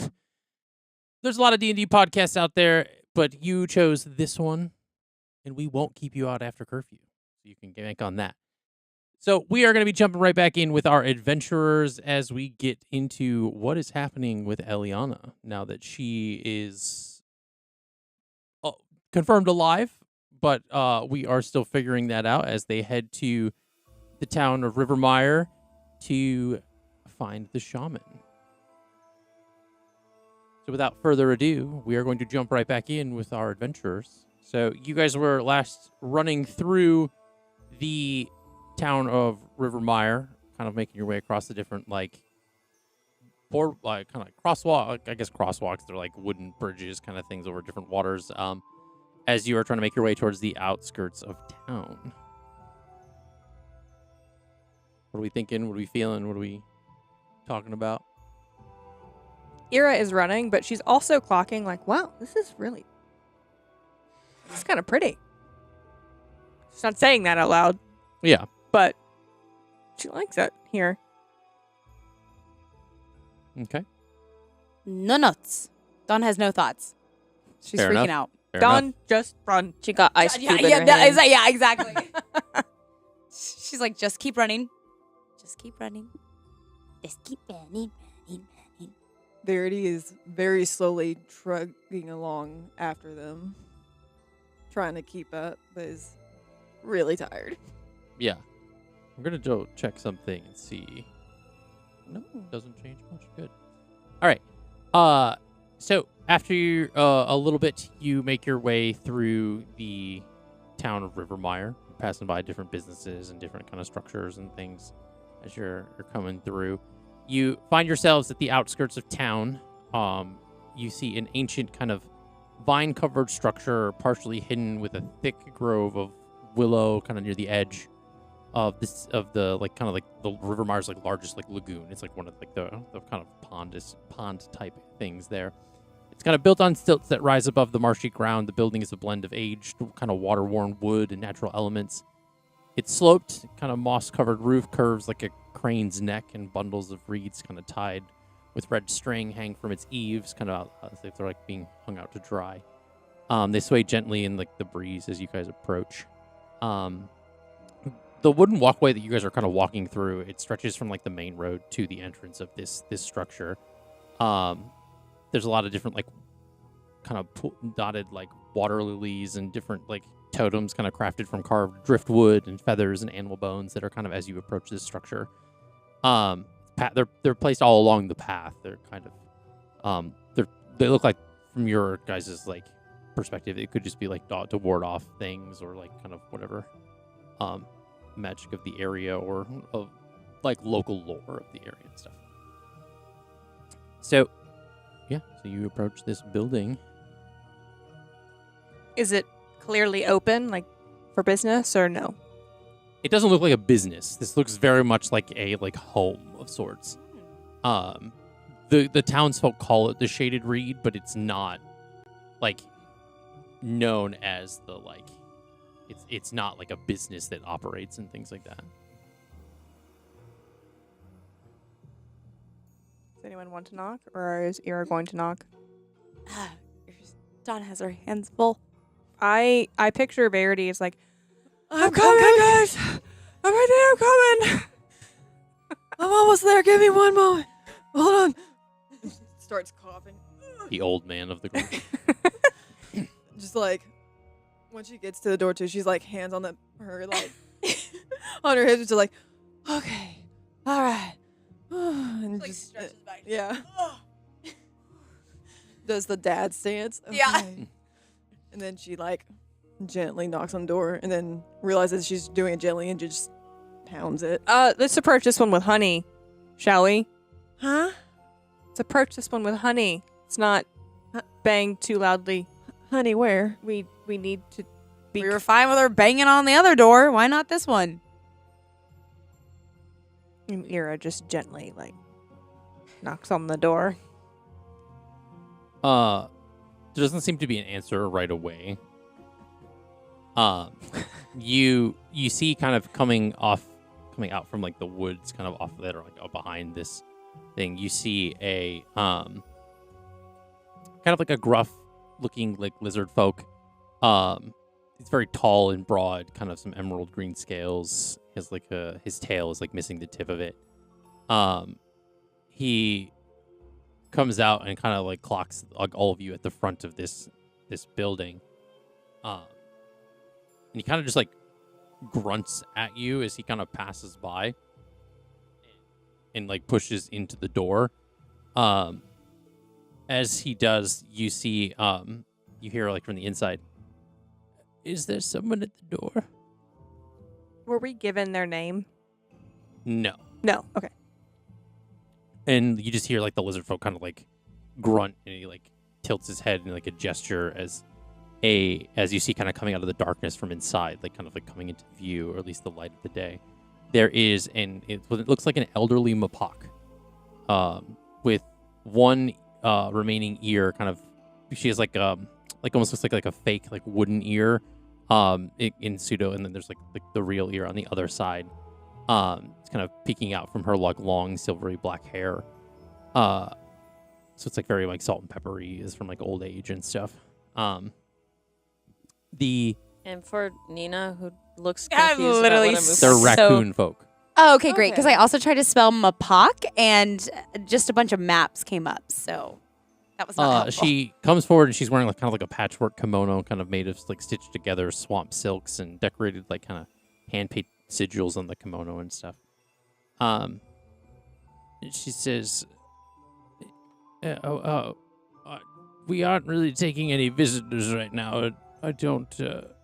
Maybe the town is back the other way. I don't. You're probably lost." We're not visitors. We're payers. We were sent here by the people in the village. Well, that's concerning, given they typically stay away from most of me and my manner of magic, I suppose. I think that's why they sent us. Our friend, she fell unconscious about, 10, 12 hours ago? I would say so. And she hasn't woken. She's ice cold. She's alive. But Big coma. she's an Eladrin elf, if that helps at all, from the Feywild. We don't know what's going. We've tried everything. I mean, my specialty is in the swamp magics of around here. I don't know. I can certainly try. The That's spirits did bring you to me, so there's got to be a... All reason for everything. all we're asking is for you to try. Come in. And she like gestures and kind of like walks in, for you to kind of just like follow. Mhm. As you guys enter, it's like very dimly lit. There's kind of like some golden glow of like some fireflies that are like trapped in glass lanterns. The walls are lined with like woven baskets containing a bunch of different like dried herbs, swamp roots, aromatic plants, kind of tied together with twine. The shelves hold jars filled with like strange ingredients, murky liquids, preserved animal parts, glowing swamp fungus, kind of like the bioluminescence and stuff. There's a central kind of hearth that's burning low. Its smoke's kind of going up through like a chimney through the roof. As you guys enter, it doesn't smell like an old dingy cabin. It has the place is very like smells sweet. There's some earthly aroma throughout the room, so it's kind of very much like incense and different like swamp spices and stuff. There above the hearth is a large kind of reed dream catcher that's kind of decorated with intricate patterns of like knotted string and small crystals. The floor is covered in a lot of woven mats and assortments of like cushions, allowing people to like sit and kind of like a more like into like sitting space. It's very much it's like a mixture of kind of like old school magic mixed with a lot of like Japanese customs and different like things. She come in and set her down here, and she kind of like gestures for you to like kind of like lay her down in the midst of like what would be like the sitting room of the area. Does Dawn put her down? Yeah, I would think. Does Dawn put her down? Like a cat? Yeah, she can put her down. Drop a dice. Oh, it's way under there. Yeah, it's in the middle. That's why I can't like get down there and click. So are you like kind of clutching her for dear life, or what's happening?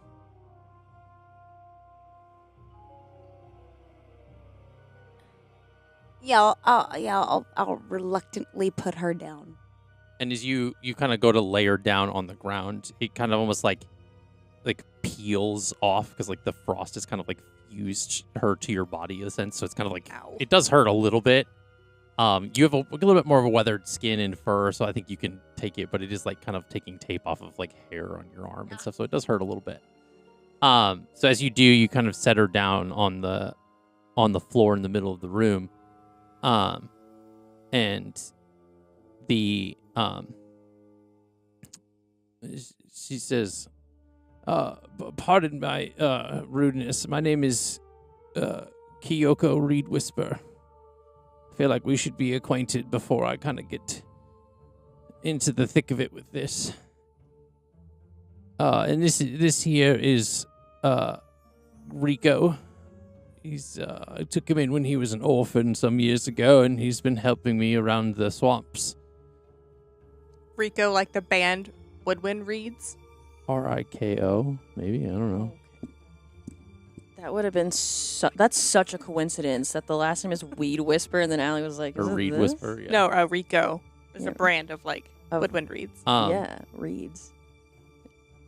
Anyway, That was a joke.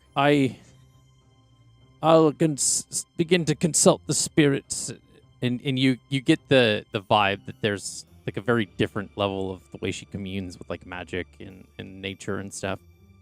She begins to kind of start like burning some herbs and incense and stuff, and kind of like almost like it almost looks like a swampy version of like a sage stick. It's kind of like with the kind of like going across like Elliana's body and kind of tracing the like an outline. And she's kind of like chanting like some kind of like mantra or like what would be of that custom. You guys can't really understand the language and stuff that she's speaking. But yeah, so she's chanting it and kind of going through and analyzing. How is Stella reacting to this? I mean, Stella has been concerned the most the whole time. A lot of like with like the ears kind of back, very much like kind of alert but scared in a abrupt way. But Because Ira's trying to keep Stella close to her. Head scritches, like Yeah. just whatever she can to kind of keep her back so that the healer can Mhm. work. the rest of you doing? I would like to make a very stupid decision. Yes. Oh boy. That's why we're Okay. here. What is it that you would like to do? In Verity's head, she would like to say, "Oh, this is so stupid. It's going to backfire on me so bad. What do you want in exchange for information on what's going on with my friend?"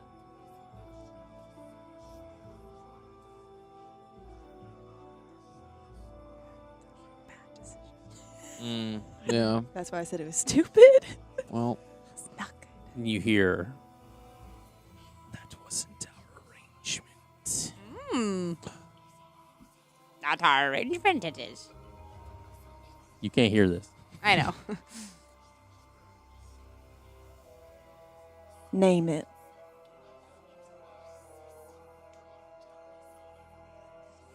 One-time offer. It's a cost you can't afford. so intense. Just information. Gosh. That's not what she's asking.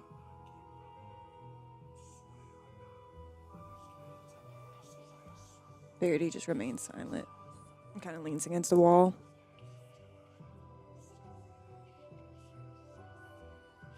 She doesn't respond. Ira is focused on the healer. Mm-hmm. Yeah.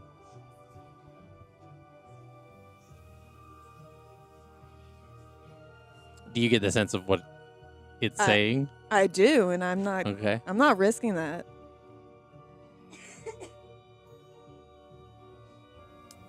Verity's tired, but she's not that tired.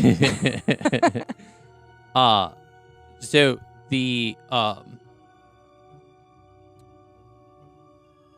Kyoko grabs kind of like some elixirs and is kind of like putting them into kind of like a mortar and pestle, is kind of like crushing up like kind of like a salve.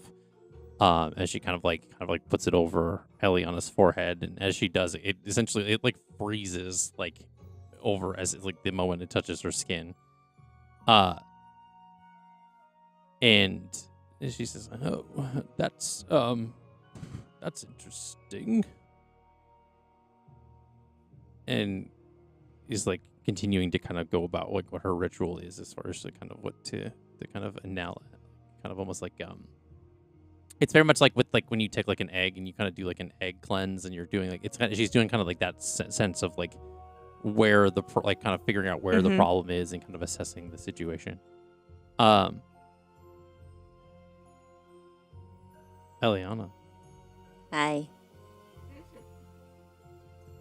it feels as if days have gone by in the attempts of your family kind of rebuilding this temple to which you had spent so much time in previously. And it's as if your life is repeating itself.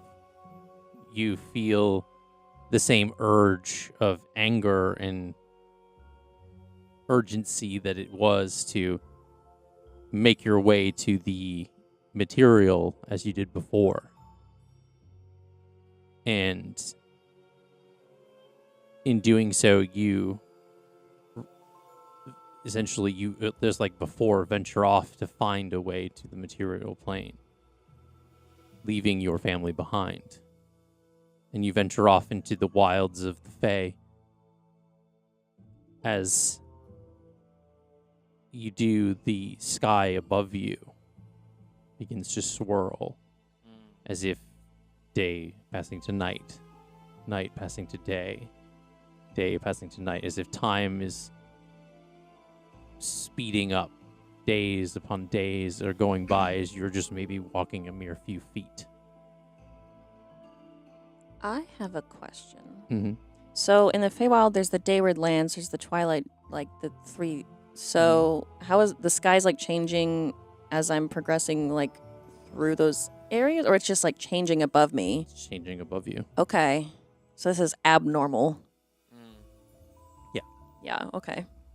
And as you kind of try to go past you're kind of venturing down like a path, and as you round the corner, you find yourself back at the edge of your village, as if you had walked in a circle. And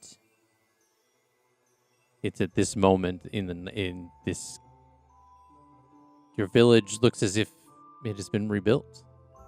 They've tried to move past what has just happened. As if days had gone by, houses rebuilt, people are mending their businesses, and you pass by the temple as you make your way back into the city, but it looks unfinished, as if the rebuilding had stopped. And you see the same sense of serenity that you had felt before all of this. Sense that this village has just gone back about its days. That, people passing by waving at each other as they go off to work. And you head back towards where your family home is, and you see that it's also rebuilt. And that you start to make your way towards the path heading up to the door. And at the moment that you do, there's this level of shade and fog that begins to roll into this world. And a level of cold fills the air that was once humid and warm. And the fog begins to form shapes of figures. And you hear the same cackle laugh, but it's as if it's right behind you. Am I in the mindset of that I'm aware that I'm kind of reliving like a groundhog, or am I fully back in the moment as You've if never lived this. Okay.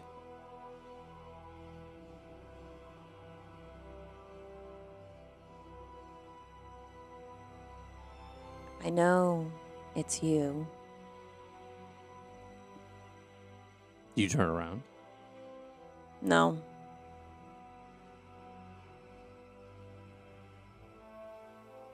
You begin to hear screams once more. These aren't the same as the ones that you heard that time ago when the Lich attacked the village. These are different. These are much more guttural, as if life is being taken not by violence or by force, but through a transference of energy. These smoke figures are moving their way around and flying through the village as if they're ghosts, spirits. And they keep swirling around and flying back to a central point in the village. And that's when a group of the smoke spirits, as we'll call them, head in through the side of the family house, as if going through the kitchen window. At that point, I will turn around to go check in and see who is inside my house. Okay.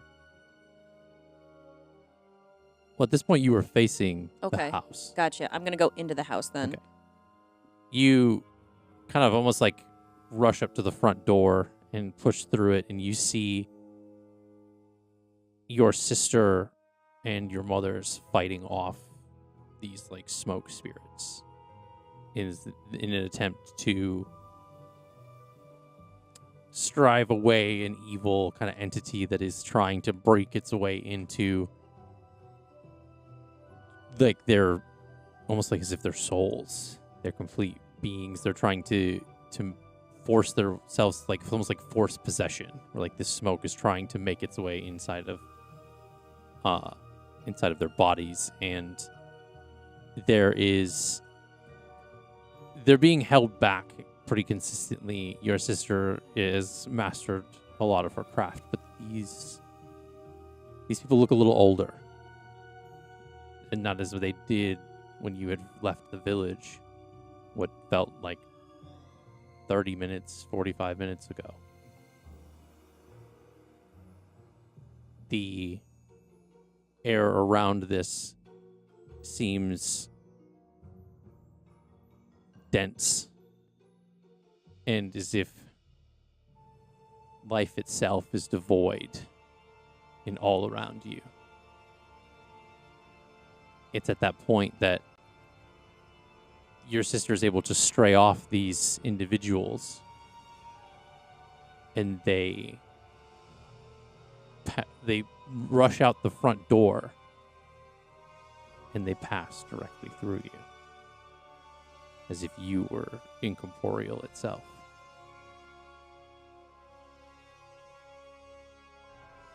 I walk through and, like, are you guys okay? What's going on? They don't respond. Hey, Lillian. Hey. And you turn to chase after them as they're running down the street, kind of away from the chaos. And you see your village once more in the ruin and rubble, not far from unlike the dream that you had seen in the basement in Bountifolia. Bodies laying everywhere, not covered in blood, but gray, lifeless, cold. And as your family runs down the street to try to get away from these spirit entities, you see a woman in all black, towering above everybody. Gray skin, old. Same woman that I saw in the sky at the temple? Or Yes. Okay. And the same woman that you had saw in the nightmare. And it's as if the family kind of stops for a moment in trying to kind of stop in their tracks as she's blocking their path.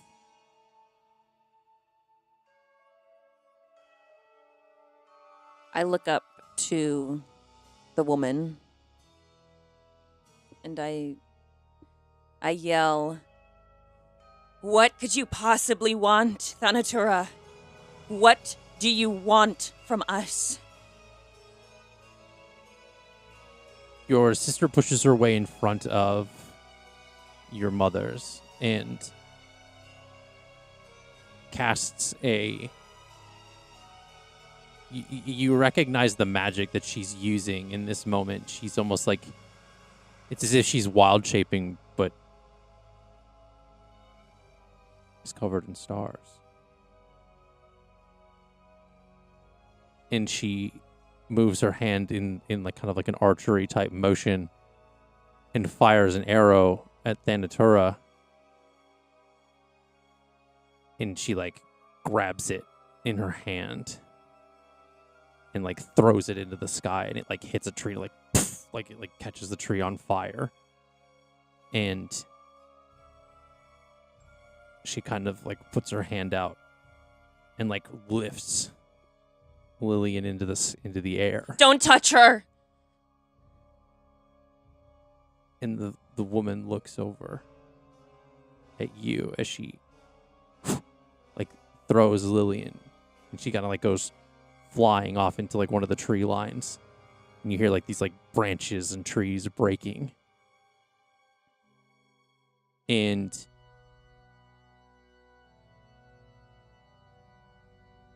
your mother, Faerona, steps forward as if blocking the other. And the hand reaches out and grabs her kind of by the hair and lifts her up. Instinctually, she knows deep down that she does not have her magic right now, but she is going to try and transform into her starry form and shoot an arrow just like her sister did. Okay. As you try to use the starry form, you see within yourself, like as you kind of like put your hand out to kind of cast the magic, you notice your skin, that you're in your autumn form. And you reach out and to try to pull back an arrow, and it's as if your mother is mimicking your movements. And as she does,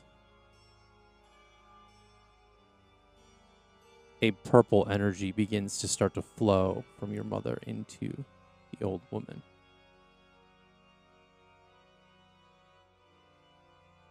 And you see before your eyes like Faerona aging as if on fast forward.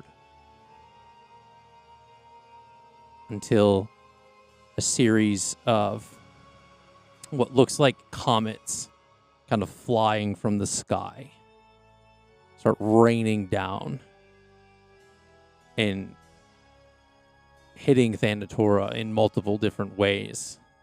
And you see this like wounded, kind of like dirty, bruised, bloodied, like Lillian standing at the side of the tree line. And it's kind of like has like moved her hands like down as if like casting this. And in a last ditch effort, she is able to hit Thanatora with this kind of like barrage of like comet like meteors. And she like runs up and grabs both your mothers, and you see this like kind of starry door form behind her, and she quickly takes both of them through this door, and the door just vanishes. Elliana takes a deep breath. Because she, at first, was kind of in denial of, like, this can't be happening. Like, this isn't real. Into being like, my sister got through the Fey portal. This has happened again at her home. And that this is very real. And she just stares up at the old woman. And she, reeling from this, like, the blast, begins to kind of hold her hands out, and all this, like, smoke and fog begins to kind of swirl around her again, as if, like, spirits are kind of circulating around her. And she looks back down over at you and says, "You're never leaving." What do you have to gain from this? From your goal of immortality? Isn't it lonely without people around you, stealing life from others? What happens when no one's left? I have all the people I need. And if anything, I have you. And your little goddess. And she reaches up, and you see in this like form kind of like fades out of nothingness into the air, and in this like purple like energy kind of large cage sits Flossidus. And the cage kind of like almost like kind of starts to condense like down like on her form. And she says, soon, all the people that still believe in her, they'll just believe in me. And there'll be no one to tell the difference. And you see this, like, hand kind of, like, reach out and, like, grab you, and it's like this, like, smoke kind of, like, hand that, like, kind of grabs around and is, like, gripping you. You can make a strength check to resist the grapple, but that's up to you. No, I'm just gonna stare her down. And back in the cabin.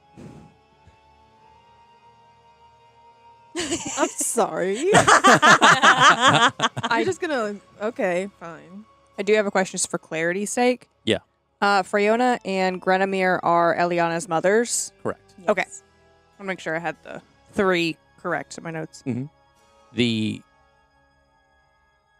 Kyoko is, her face kind of shifts to like this grim kind of look on her face as she's,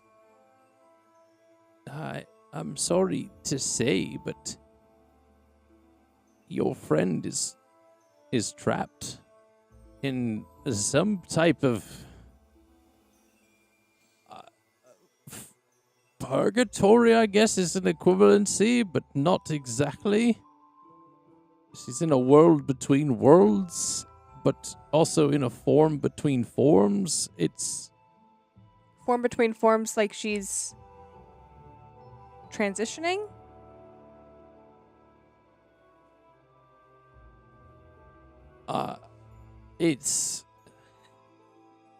It's hard to say. I don't think I've ever seen anything like this before, at least not in these swamps. Is it possible that she could be cursed? There's no markings of any kind or indications that she would be blighted in any way. Is there a way to get to her? Like if I were to try to go to where her soul is, is that possible? I don't know. I've only heard of this once before, but there's nothing anywhere near here, unfortunately. It's something with the priests and priestesses in Luer have been the only ones that I've ever heard to been able to merge consciousnesses in a like meditative state, I believe. That's exceedingly convenient because that's one of the places we're going. Yeah. How far is Luer from here exactly? We know on a map kind of where it is, but it's about a 4 days journey from here. Anybody got a dimension door that we can just pop over 4 days away? No? Okay. I'm not sure if No. it won't. No. I think the max is 500 feet. Yeah. Yeah. Yeah. So, are there any like, are we we're in a cabin right Yeah. now? Yes. Does the cabin have a fireplace? Yes. Dude, light the fire in the fireplace. Where's Elliana right now? She's like On the laying on the floor. floor in the middle of the Well, sitting light room. the damn fireplace and get her close to the dang. Let's heat her up. Let's get her going. Get her not frozen. Is her skin still pale? Mm-hmm. I mean, it's better than nothing. Ma'am, do you mind if we move her? I mean, it's your friend. It's your home. It's your behest. Lucio, can you help me? Yeah. Okay. I don't know which end you take, but I just go for whatever end's closest. You're not very Sure. big. You're what, like maybe Like 100 pounds? 5 I'm feet 5 foot tall exactly. Yeah, so you're like Yeah. not even breaking 100 pounds.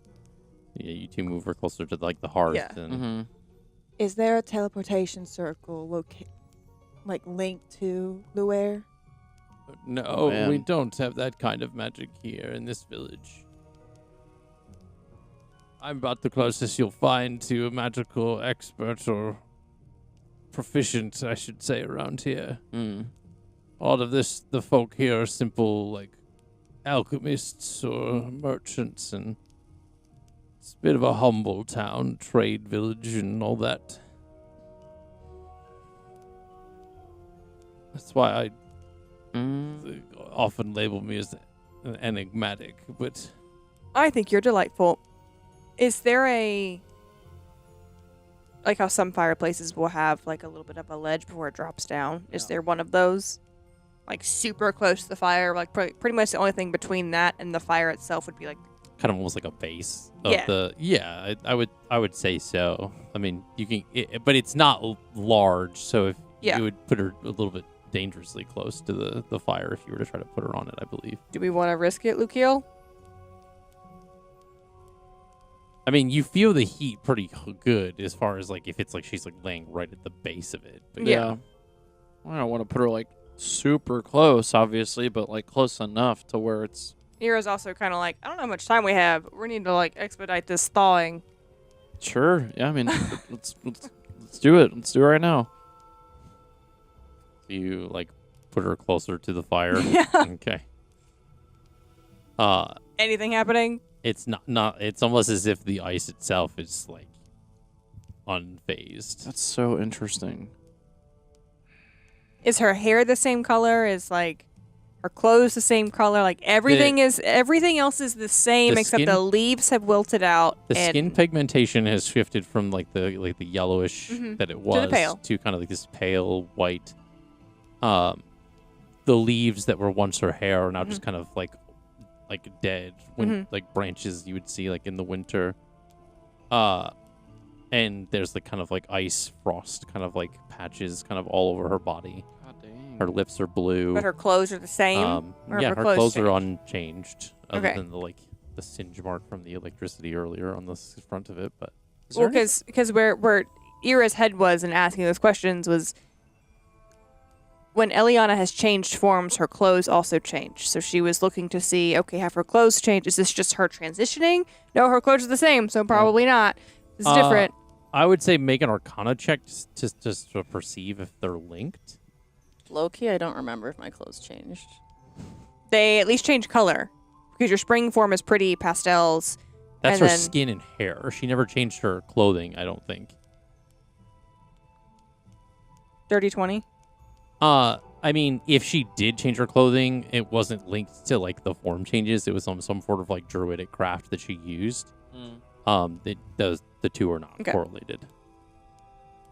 Is there any way for us? I mean, I guess there's not really any way for us to know if she's like taking damage actively, like to her. Like, I guess it would just have to be like visual things that Yeah. are changing to like kind of let us know that like. Yeah, I would say that would be something like that. You'd have to like notice if there's any like internal. You couldn't really tell if there's internal bleeding or anything, but Yeah. for the most part, you don't see any visible like wounds or bruising. Because it's or- not like a hex. Because someone would have to do that. Someone would have to perform that like towards her, for that to be like potentially, yeah. possibility. Potentially. So you're saying there's a potential that it wouldn't have to be performed by a. Just depends on the magic. I'm gonna test that theory. I think we need to go to Luer. I guess. That's going to be our best bet. But it's gonna take us 4 days. Well, guess she's we gonna, like, she's better start getting halfway- there. I mean, what else do we have here? Fire and someone that basically knows like a semi decent amount of things about But magic. is it How do we helping keep her alive? Yeah.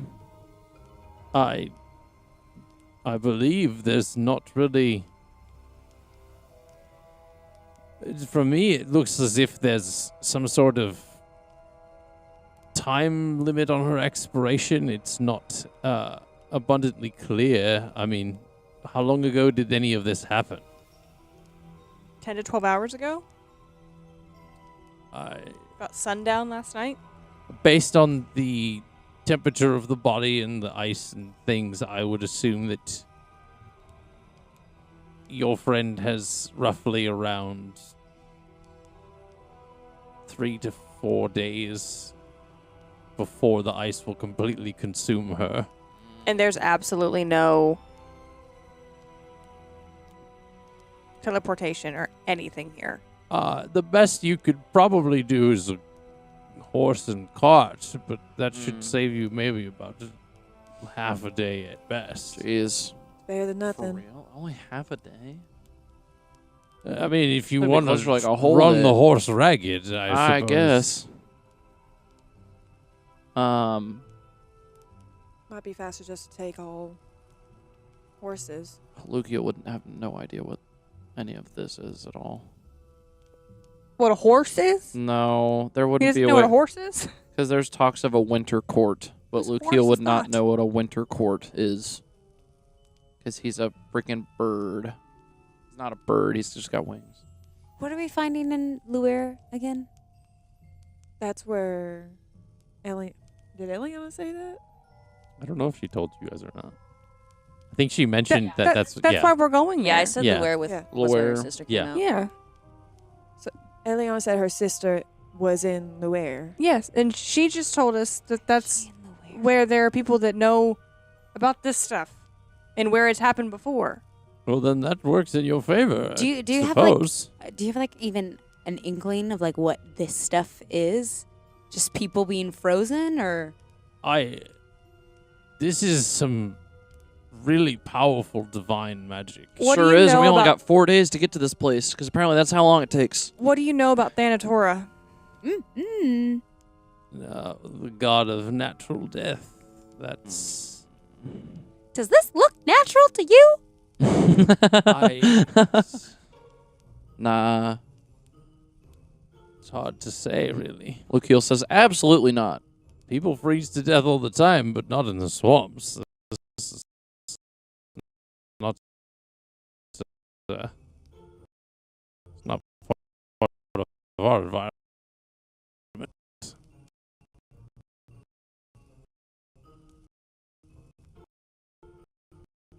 Or climate. Oh, Clyde has thrown me full with this. See, I feel like if I... Sorry. I... Do it. Do the thing. Because my instinct is like, if we don't know, then there's got to be someone that knows Elliana that knows. So, Right. like, I want to cast Sending, but I don't know if it's worth it or if I can even do it because I don't know anyone that's like... You don't know her sister. Can't you send it God. to her and it's just like it's like a 50-50 that'll get there? Can you do a sending to Eliana? Ascending to her? And see if that gets to her? Should we The- check to see if she's still breathing first? The worst thing that can happen is it doesn't work. Would I have to roll for this Sending? Just for, like... Whoa. Whoa. There's that out of the box thinking. Okay. That's what we needed. Glad I No, could... I just think it's a good idea. Just took us till Yeah. 10:30. I'm just like trying to exhaust all my options because I'm like, what the hell can I do? Like, That's me and my nightmare. 'cause I'm trying like, to figure out okay, what the fuck I I'm can like, do. okay, we can't get to this place in 4 days because she's gonna freeze over. We're trying to heat her up and it's not working, and this person clearly doesn't know or like enough to be able to give us a definitive guideline as to how to do this and like be efficient about it. So it's like, what the hell can we do? Well, get your sending stone out. It's not a It's stone. it's just sending. It's I just just have sending. the Just the spell. spell of sending. oh. I mean, I have a sending stone, but that's only to one person. Ah. Oh. Which we need to talk about that, by the way, but higher priorities at the moment. Don't look confused. You know why. Yeah. Yeah, you're fine. You already forgot? I mean, it's worth a shot. Shoot that that, Jax? shot. That was Shoot Jax. that Yeah, that shot. was Jax. It better be Shoot the that shot. You never know. And yes, Ira will guide you. Yay. How would that work if I'm being guided with a spell that I'm not having to like roll for Oh, I don't know. roll? Yeah, In the event you do have to roll, you have guidance. It's not an ability check. Mm. So In the it event he would- does have to roll. Okay. Mm. In the event. He doesn't have to Yeah, roll, I'm just like, but how if he would that? does, How does in that the work? event, Noted. we're prepared. So you are going to just have to cast sending and send your message. Can I build a message collectively with the group for all of us to you have to create say it. a mess? I know I have to say it. He wants to plan it for before. all of us to Yeah. plan the message He to doesn't. Why send not? to her. Look it up. Okay. Here we go. Bitch, wake up. Well, that's 3 words already. Done. So. JK. End of message. Why does the like Stranger Things like Chrissy, wake Chrissy wake up like playing my I head. don't like this. Time to wake up. Time to wake up. Elliana, wake up. Hey, hello. All right, what are we actually saying? Verity is exhaustedly writing something on a piece of paper. I'm trying to figure out 25 words. For How this. Fair enough. how are you gonna say something enough to get it so that she can? Like, what are we gonna say? Like, hey, girl, whatever going on in there? You got this. Love you, bye. Love you. Bye. See you before you freeze to death. Like how? Like, I don't think that- what are we? I feel well. Luke doesn't know this obviously because it's like above characters, but like I don't feel like she knows that her physical form is being frozen over That's because what I'm she's trying not to- like. Or she's beyond her like physical form at the moment. She's like clearly in some sort of like So what do you want to say? dream-like state.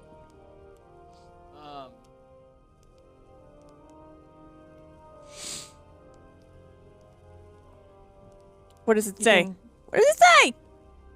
It's not the full 25, but you're dying in a coma state. How can we help you? That's the best I got right now. Stella needs you. Because if anything's gonna rip her out of it, it's gonna be that Kitsune. That's a lot, honestly. We have 25 words. We might have expended. That is 14 words. We have 11 more words. Or are we? Is that Yeah, it? I mean, The worst thing that can happen is Um, it doesn't work. Like, I'm just waiting for you guys to figure out what your message is. See, I'm along the lines of like, this isn't my message yet. Obviously, What if we say something along the lines of like, can we come get you? Is there any way for us to get to her? I don't think Elliana would know that information. no. That's why I kind of. Elliana's not 25 that kind. words, people. That's all we got. And I was Elliana's not that kind of smart, Dawn. That's why I kind of wrote down like, how can we help you? So maybe that's a little Yeah. open. gonna to her. say your physical form is freezing over right now, and there's not much time. We have to get to Loire. How do we get you out? Where are you? I actually really like that. Because it's like it lets her know if she can get this message and she can like actually, if it makes it through to her. She's like, oh shit, I'm not in my physical form right now. I'm in clearly some sort of like somewhere else land that's not me actually. So none of this is real. I love that somewhere else land. If you can fit, Stella needs you, or something about Stella. I don't even know how. Were you counting how many words that was? Because I wasn't. No. Okay. Fair I enough. thought you guys were counting. Can we so run I it was back? like- No. Well, she's writing it down on a piece of paper. I thought that's what we were doing. Your physical form is freezing over. You're in a coma. There's not much time to Loire. We need you back.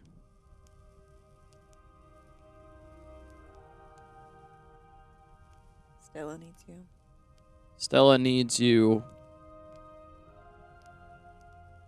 very badly. 25 words. 25 words.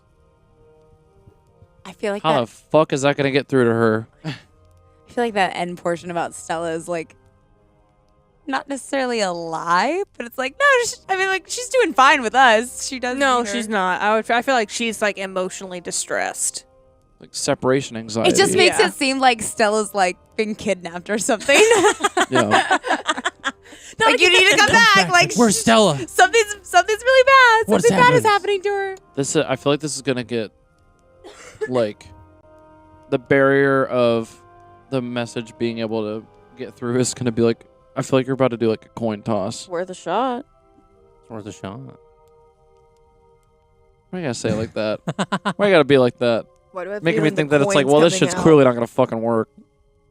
The coin. There he fucking goes. Yeah, there it is. Interesting. Oh, whatever. So you send this message. What is your next move? What do you mean? Why'd you What's look my at next me? move? I'm looking at all of you. Sorry, I'm just like, going back Did and the forth. message going go to where? through? Yeah, I'm So sitting there like with waiting. the sending We don't spell, know. there's no like delivered receipt. Right, so we like don't know. We just gotta keep moving forward. I mean, Ira wants to sit for a second and be like, "Did she say?" Do we get a finger twitch? Bro, Lukeel's breaking out a daily ration right now. He's starving. Like, we're waiting here. We're having to, like, do all the, like, have we eaten yet at all today? No. We even worried about that? We've been hydrating. We've been taking care of ourselves, guys. Look here, do you It's want not always about you, Lukiel. I'm asking everyone. Hey, you can't Whoa. pour out of an empty cup, okay? This Uh, is that's- so funny to me that's because Jax. Noah goes without eating like breakfast, and I'm like, Anyways. he's taking care of himself in game. Anyways. Do you want to come with me to get horses and food then? No, I'm just asking you guys a question. We don't have time. Clearly. We we're need- trying- we need him horses. We Heal. need horses. We We- can get food on the way. We need Lukiel here when he gets the message back. Okay. If he gets a message back. Jax, would you like How to about go? you Jax, stop being a bro, piss come pot? on. Come on, Jackson. Verity grabs Jackson, pulls him out. Okay. You're gonna get yourself in trouble. It's well. No, Be- no, no. be- You know what, re- Jax? I'll remember that next boys' night, okay? You're covering your own tab. Didn't he cover the last time? I don't know.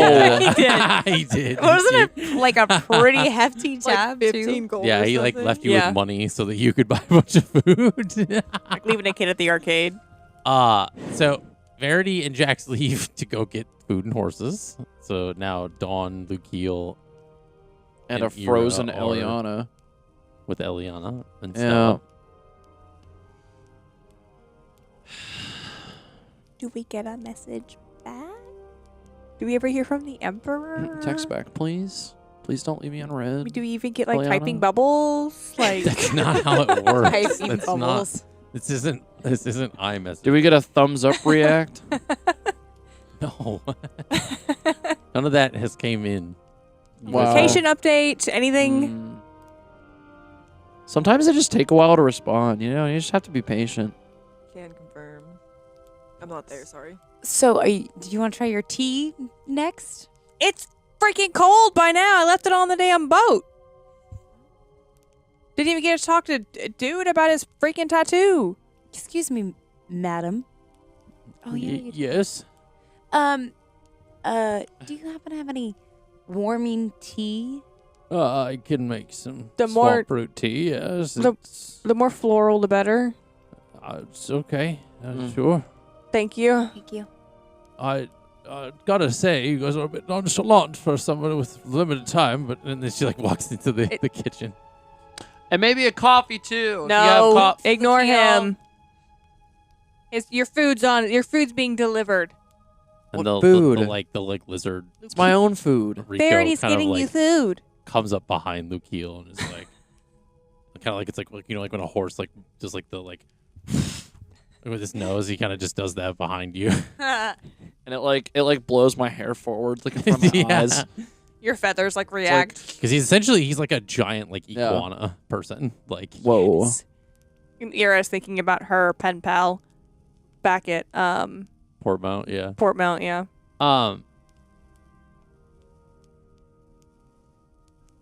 So she leaves to go get you guys some tea. Meanwhile,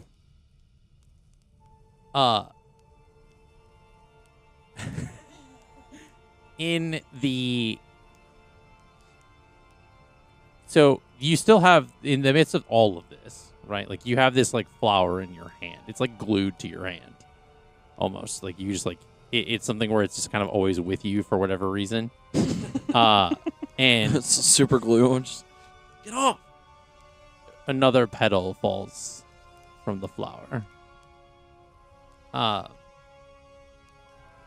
And Thanatura looks at you and kind of smirks again and see you soon. And she kind of like whisks her other hand, and everything kind of like around you kind of like swirls into this like mirage of like mosaic of colors and swirls, and a bright white light kind of like erupts through again, and it kind of causes you to kind of cover your eyes. And as you open them, you see yourself back in the kitchen of your family home. I'd be so mad. This is the third time. Is everything reset? It is. Fuck this fucking bullshit. Elliana doesn't say that. Fucking damn it.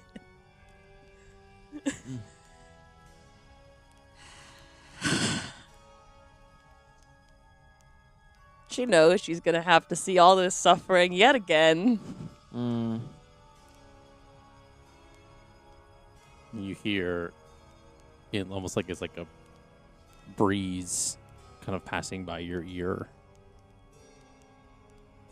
Break soon enough.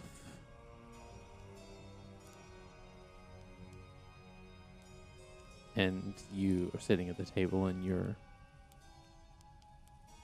mother looks over at you and says, "Are you okay? Is everything all right?" You ever feel like You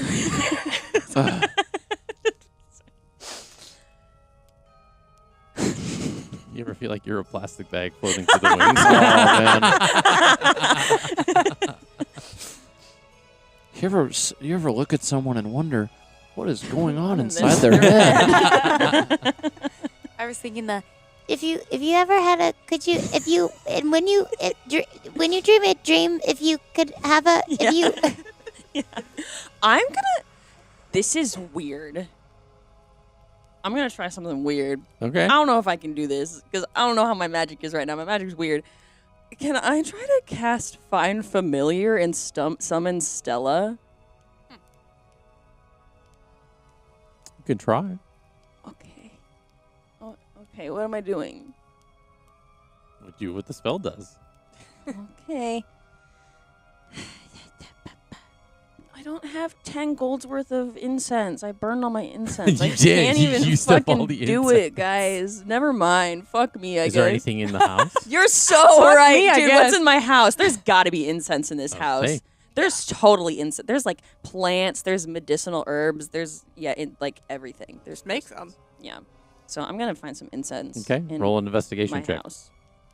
So you like get up abruptly from the table and start like kind of like scouring around the house, and your family's like, "What's wrong with you? Like, what's going on?" I completely ignore them, which sounds mean, but she's like, nothing's gonna change. I'm just going to like try doing my own thing. You said an investigation. That is an 18. Okay. You kind of like look through like the living room and stuff like that, and given that your family's very like a druidic family, they of course like they have incense. I would assume it's 10 gold's worth of incense is a lot of incense. Yeah. I would guess like you're scouring like the whole house, and eventually you find 10 gold's worth of incense. Okay. And That's luck. I know it's not necessary, but I feel like she finds like some furs like around the house as well because, you know, they're druids. They believe in the balance of life and like hunting for like materials and things like that. And so she probably has like some furs somewhere, and she like starts putting them around in a circle, and she gathers a few of her crystals. I'm not sure what kind of crystals. Ali G does not know much about crystals, but Elliana has been into crystals. So she's going to place those around her in a circle, and she's going to try using the incense, burning it to summon Stella. Okay. And again, like your family is like very much like trying to figure out what you're doing, and like amidst all of this, and even your sister kind of like puts her hand on your shoulder to kind of get your attention. And you turn to look at her, and as you do, her face is like this like rotting corpse of a face with like bugs kind of like crawling through like the eye holes and stuff. That's great. And you kind of, I think you like shrug it off, and you cast this spell. I steel myself, take a few breaths, and continue. And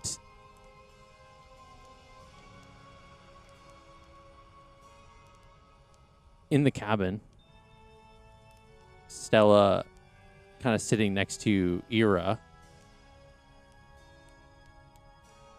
all of a sudden, you see her kind of like head kind of like resting on your lap as you're kind of sitting there for a moment as you guys are figuring out what to do. And you see her drift off to sleep. Like Like a nap?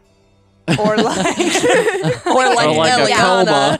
And Elliana, Yeah. you see this like almost incorporeal, like bluish purple fox form, like boom, like onto the furs in the living room that you're set this all up in. And Stella kind of like barks, kind of in recognizing you. like a nap, right? And you hear, as she summons into this kind of place, as we'll call it,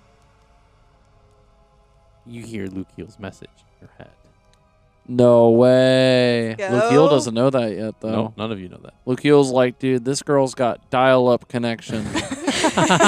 All of the sounds included. The Stella part's going to be confusing now. Yes. Like, well, fix that problem. So you hear the message that you had heard him say earlier. Hey. I didn't write it down, so I can't repeat it verbatim. But I scratch the scruff of Stella's. She's incorporeal, but yeah, she's like essentially like a spirit version of Okay. think very much like astral projection, like out Yeah. of body kind of I thing. try to pet her, but it doesn't work. Yeah.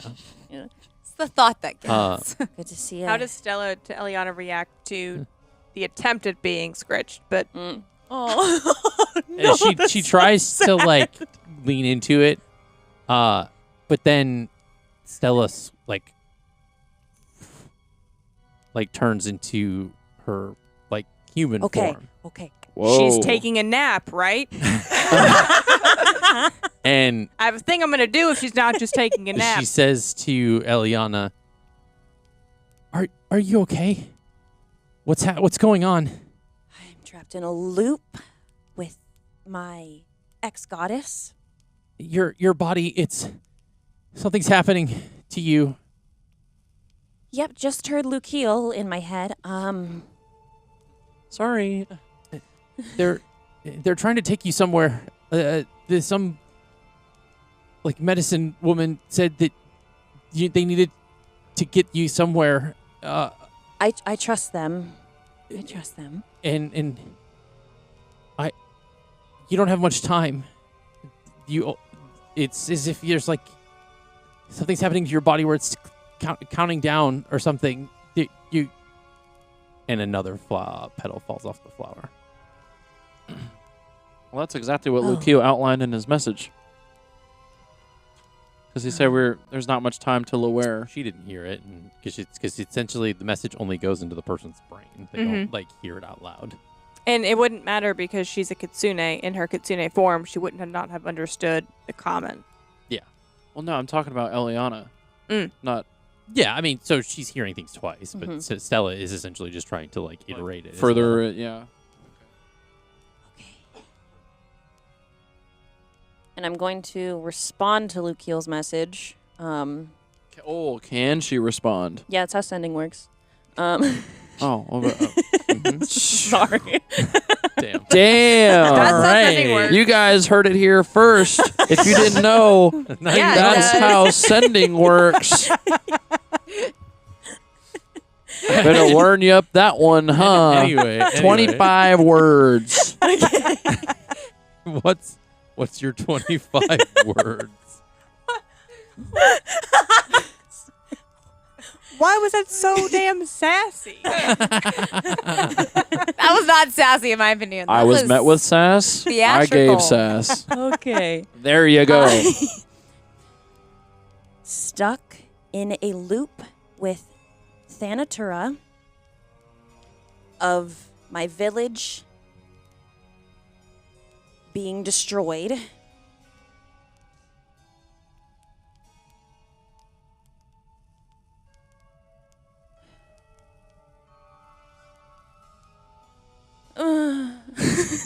The minute Lukiel gets this message, he's gonna be like, "This is not how are we like? This does not outline how we get her unfrozen." If you get the message. Yeah, because it's supposed to go back. Have Stella here with me.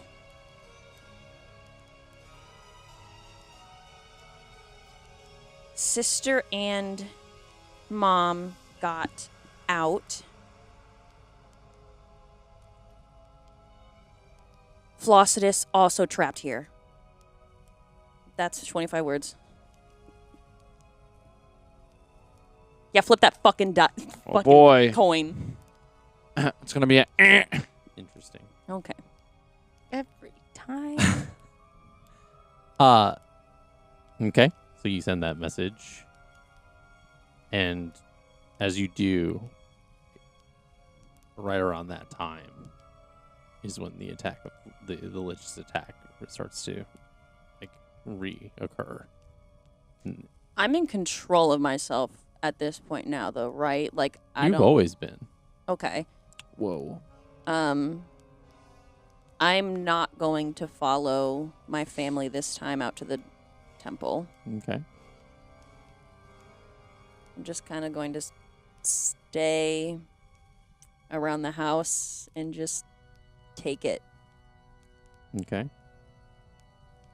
As the house is crumbling around you, you see for a brief, and it's like split second, right? With all of this like chaos and like the rubble and all that stuff. You see the Lich face to face, just as you saw him before. And you notice in his hand is... It looks different than when you had saw it in the fight you had with him later on. Mm-hmm. In that moment, he is holding what looks to be a functional Marian heart. Okay. Because we've only seen broken ones besides the one in the huge tunnel. When you had seen him before, he was holding a broken one. Right. At this point, he's holding one that is... It doesn't... With the glow of the energy and the magic kind of surrounding it, you can't tell if it's broken or not, but it looks as if it's operational or functional. You've explained what a lich is before, but I forgot. It's basically a wizard who ascends, like, so powerful, like, to become immortal undead, kind of. Like an undead. Yep. And then... And when they attacked first, I didn't see them, like, up close. Okay, that's what I thought. You had only heard previously. And as the house crumbles around you and you don't follow your family to the temple, you see as if like somebody hit pause.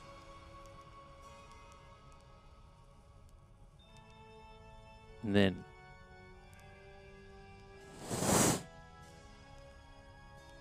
the bright light, and you open your eyes.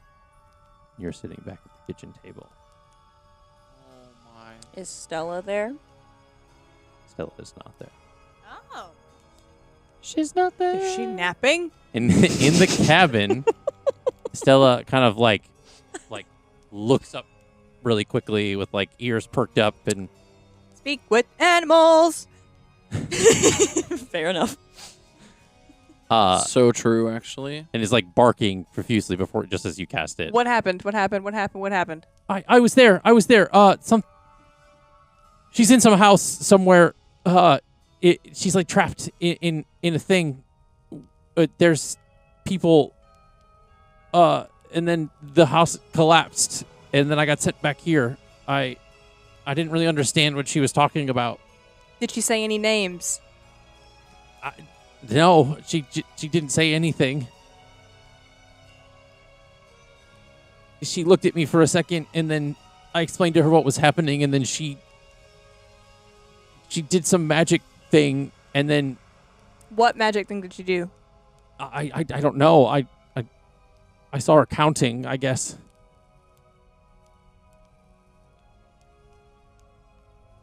25 words. You hear nothing. Nothing goes through.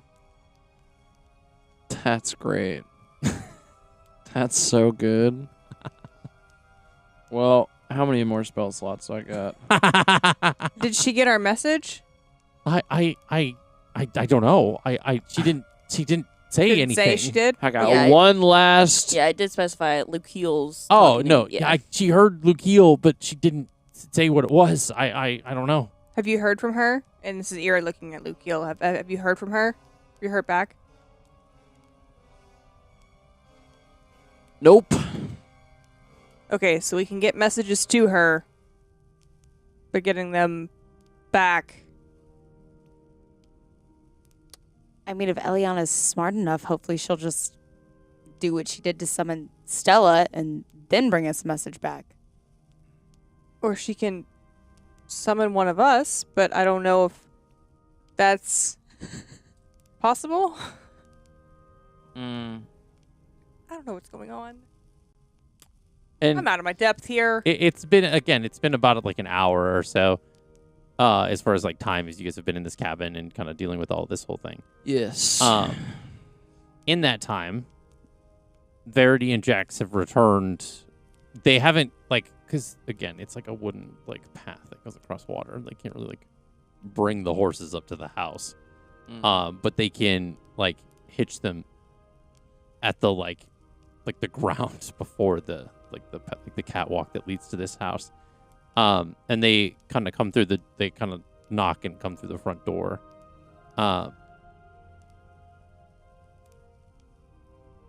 We got the horses. We couldn't bring them up here, but they're down there. So are we doing this thing? Or We're doing this. We don't- have no choice. We don't have a choice. Do we need right, any let's- kind of maps before we go? You say naps? Maps? we have Maps. I mean, Doesn't check her Elliana- pockets. She's got the map. All right. Check her pocket for the map. I'll help Dawn. Who's got the highest investigation? I Not I me. would say since she's unconscious, there's not necessarily a bit of resistance. You're not gonna have to roll for this one. I just, just didn't know how secret Squirrel Elliana was about hiding stuff. I mean, that's fair. I guess roll for investigation. You can do it as you two can do it together. Or should we all roll? I mean, you all can roll if you all are gonna search the body. I guess. Oh my god. Oh yeah. I have to do so much math for this. It's a, because you have exhaustion. 10. Even with the exhaustion at Roll 19. Roll a d20. Oh, boy. I guess I have to roll too. Well, I literally don't know how to use my hands because I got a 6, so I just fumble All right. around the cabin, apparently. Well, dear, it's not much worse than my 8. We've already got a 19. I got a 19 with the -4. Yeah. So you find the map, and it gives you the clear direction to head as far as with the horses and stuff with a path. It doesn't again, it's like a traced map as far as things. So you know the general direction to head. What do you do with that? An 8 and a 6? What do they do? They're just oh, I forgot how to look for stuff. Oh. Oh, passive investigation. Yeah. If you could default to your passive, Yeah, if so your you roll can was default super to your low. passive if you wanted to. Yeah. Before you Well, get now you tell before me you after get I all snarky Well, it's and just fumble around animated. the room. I Well, just it's think it's so funny when rolls like that happen. Oh, it's very simple. Look for a map in a pocket. Oh, well, I don't know how to do any of those things. I rolled a So- 6. Eliana had tucked the map away, in a secret pocket within her tunic, Yeah, of course she did. which is why it was harder to find. Found it. Let's go. And Verity there it just is. There it is, folks. And Verity walks out with right. the map. And Lucio follows Verity because he is wondering if she brought food. Because she had the horses, but didn't say nothing Jax about like hands you like almost like a tied kind of almost bandana with like bento box almost of like Breakfast something sandwich. inside. Wow. Where is Kyoko? She's kind of meandering in like the kitchen and stuff like that, and is Ira goes to find her. kind of just observing this Chaos. Ira goes to find her. Dawn picks Elliana up and also goes to find her. Okay, and it's not a hard No. find. She's like Get 10 ba- feet away. Ma'am. Thank you. Do we owe you anything for our very blatantly rude imposition on your home this morning? Not really. It's sometimes it's welcome to have these kinds of events. You know, it does get some dull around the swamp every time and time. But I guess just repay me with the kindness of information. I'd love to see how this turns out. I think we'll likely be coming back through here. Oh, okay, that's good. If we don't, though, do you know anything about a band of pink furbolgs in the Nocte Mountains? Dang. Eat your breakfast. No, I've heard rumors, Okay. but I guess your guess is as good as mine. Okay. Thank you. I would think if they must exist if this one's here, and she points to Dawn. Do you also have any extraordinarily warm blankets? Yes, I have some knitted blankets, and she kind of like goes to like a trunk and kind of pulls out some like older like kind of like quilts and stuff. Do I owe you anything for this? No, I mean I can always make more. It's not. There's not much to do around here, you know. I help people with illnesses from time to time, and then do some sewing. Some knitting. And eventually learn more about magic and things pertaining to magic. Yep. You're not here. Don't be rude. Jesus. So sass this evening. Mm. Good. Everybody's tired and in a mood. Just saying, he's like, and also learning more stuff because you didn't provide us with a bunch. That's what I heard. And I was like, okay. That's exactly what I said. Exactly. Don't say that. She gave us one of her knitted She's a nice blankets. lady. Just getting us to be like doubtful, like, oh man, we're not gonna make it in 4 days to freaking Loire. It's a long way. She has reason for doubt. There could be bandits on the way. There could be bandits. Dawn wraps Elliana up in the blanket and Okay. little pal. How is Dawn gonna fit on a horse? Hey, we're Girl, about I am to find so out. I was thinking Get a the same whole thing. ass I was like, am drag I gonna horse. like run next to Dawn it? is about to walk the horse like a dog. I know. They rented a Clydesdale. Literally about Yeah, to get it's a a Clydesdale. leash on this horse and So you Walk all it. exit the cabin and head back down like the catwalk, kind of to where there's like some stable ground and the horses are hitched. Do I get a Budweiser horse? oh my god. Like oh, what's it called? Clydesdale. Like those mares. She's at the Clydesdale. I would Clydesdale, also yeah. like it to come with a beer, please. Oh. Just has like the barrel around its neck like a Saint Bernard. So you get back to these horses and like they're not like your traditional like farm horses. These seemed a little bit bigger, not necessarily like Clydesdale size, but given they have a bit more of a familiarity with like the marshy ground, the mud and stuff, so they have to be able to maneuver through kind of deeper waters, kind of swampy areas, things like that, as far as like travel, farming, and things. So they're larger than your traditional horse. They're kind of in between traditional horses and Clydesdales.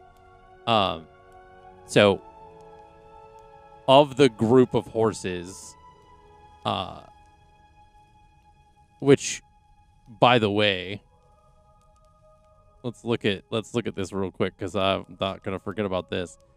How much gold's in your inventory? Yeah, 200. 200.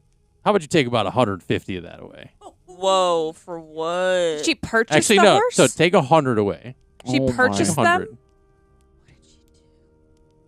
Because we're just Yo, renting. I'm We're coming broke. back. No, excuse me. Let me do. Hold on. Let me do math. Hold on. Let me do math. It's a security deposit. Also, she is Verity, so like the likelihood of her stealing them is strong. I don't think you guys I'm would have let me. Probably not, but you could have done it. You know, you could have snuck away. You take 50. I'll take 50. Okay, I'll Dang. have 50 back. I was then. like, damn, you didn't even ask her for the sale if she wanted to spend 50 gold. You're just like, you're Verity taking was it willing all. to spend If we're already any back amount. with the horses, there's no take backsies. That's true. Are they half goat? Can they scale mountains? Wow. So, Oh, ignore that roll. so because I figure about if there's 6 of us, well, 5, I should say, because one person's carrying the other, like a block of ice. rolled up blanket hanging over the back. Oh. Close to her heart where I can keep her safe. Thank you. It's about 20 gold per horse because it's going to be gone for almost about a week, if not more. So, That is true. and or if they just don't come back, to be quite honest, Rent a horse. depending on how things work. Mm.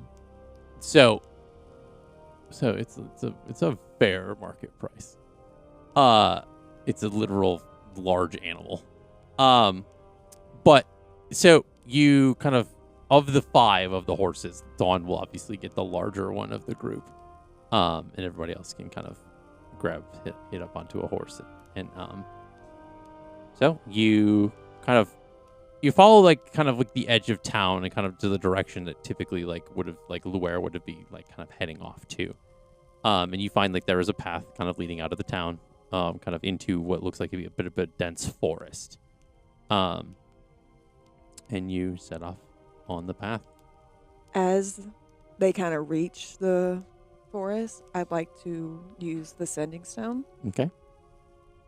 Um, It's true. It is the next day. It is the next day. And just so y'all know, I wrote this like a couple days ago before everything happened, so if it sounds weird, I'm sorry. Damn.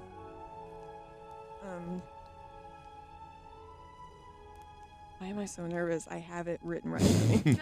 I believe in you. I love you too.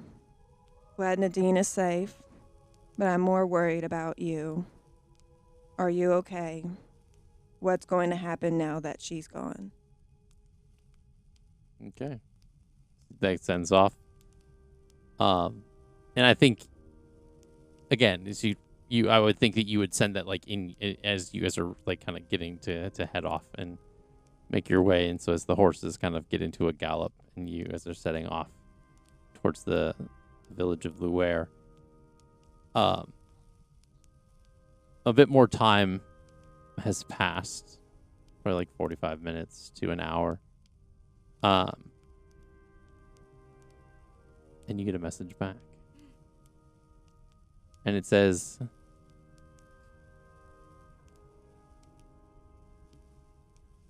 we're making new arrangements. The clan in Green Valley isn't happy. But none of that matters. I'm the one in charge.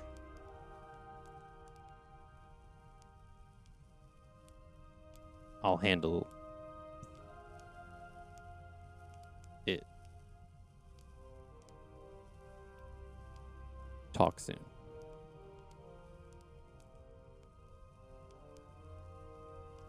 And that's the message you get in your head. He doesn't know she's gone.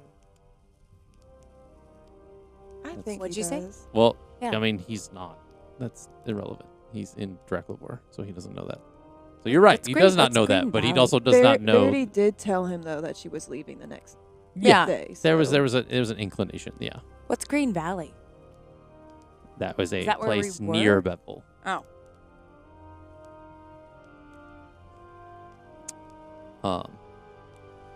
So yeah, you guys are heading off on the trail into the dense forest between Vermeer and Luer.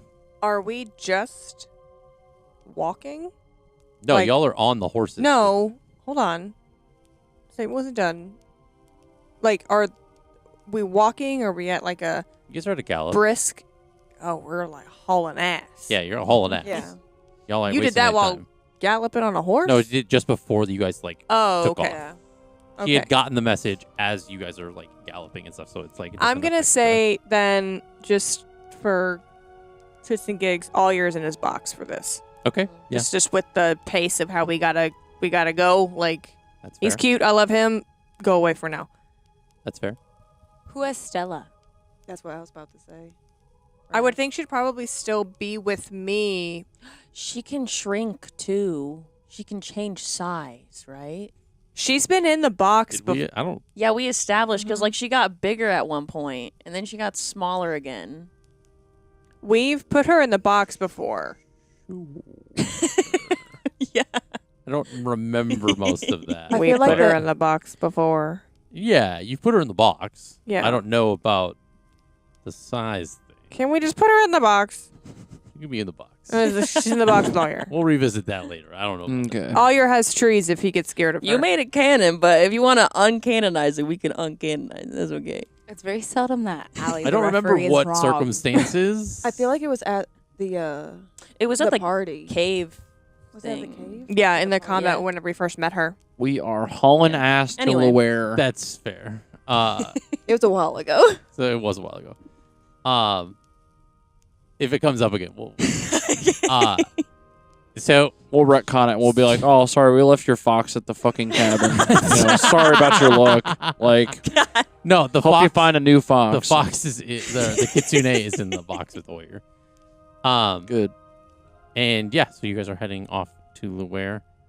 I would say about a day's journey would go by as kind of nightfall hits, and you guys do need to stop and make camp. Yo. No one Wants has to camp in the slept. tiny hut. I was about to say hut. The hut. What's the climate? Is it still marshy? It's Marshy? Marshy? humid, Yeah, swamp. marshy.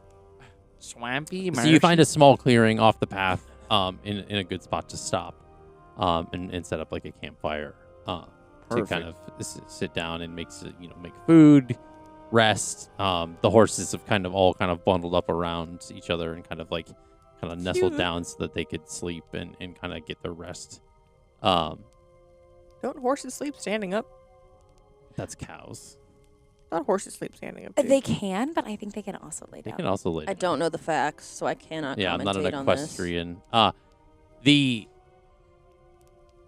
There's like a Jax had kind of used elementalism to kind of mold some of like the dirt into like a kind of like makeshift like trough for water for them.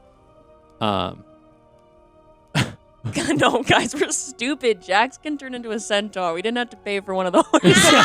We're so fucking stupid. We didn't have to pay for 2 of the horses because Ira could have rode Jax. We're so fucking stupid. Goddamn. Well, I'm not there. Anyway. also, horses do sleep standing up. Oh, good. Okay. Well, I also don't like how you phrase that. They also can sleep lying That down. Ira could just ride. I don't And- like how that was phrased. at any rate, Phrase it a different way. It's riding a horse. Phrase it differently, I dare you. That would be your much mind like in this the camp, gutter. we're getting lost in the weeds. Getting lost in the sauce. Getting lost in the swamp. That being said, that is where we are going to end for this session. Yay! We thank you so much for joining us here at Off the Beaten Quest. Be sure to like, subscribe, do all the things. Check us out on our social medias. Just know when episodes are coming out, when we are premiering things. We hope you enjoyed this episode, and we will see you in the next. Bye. Bye.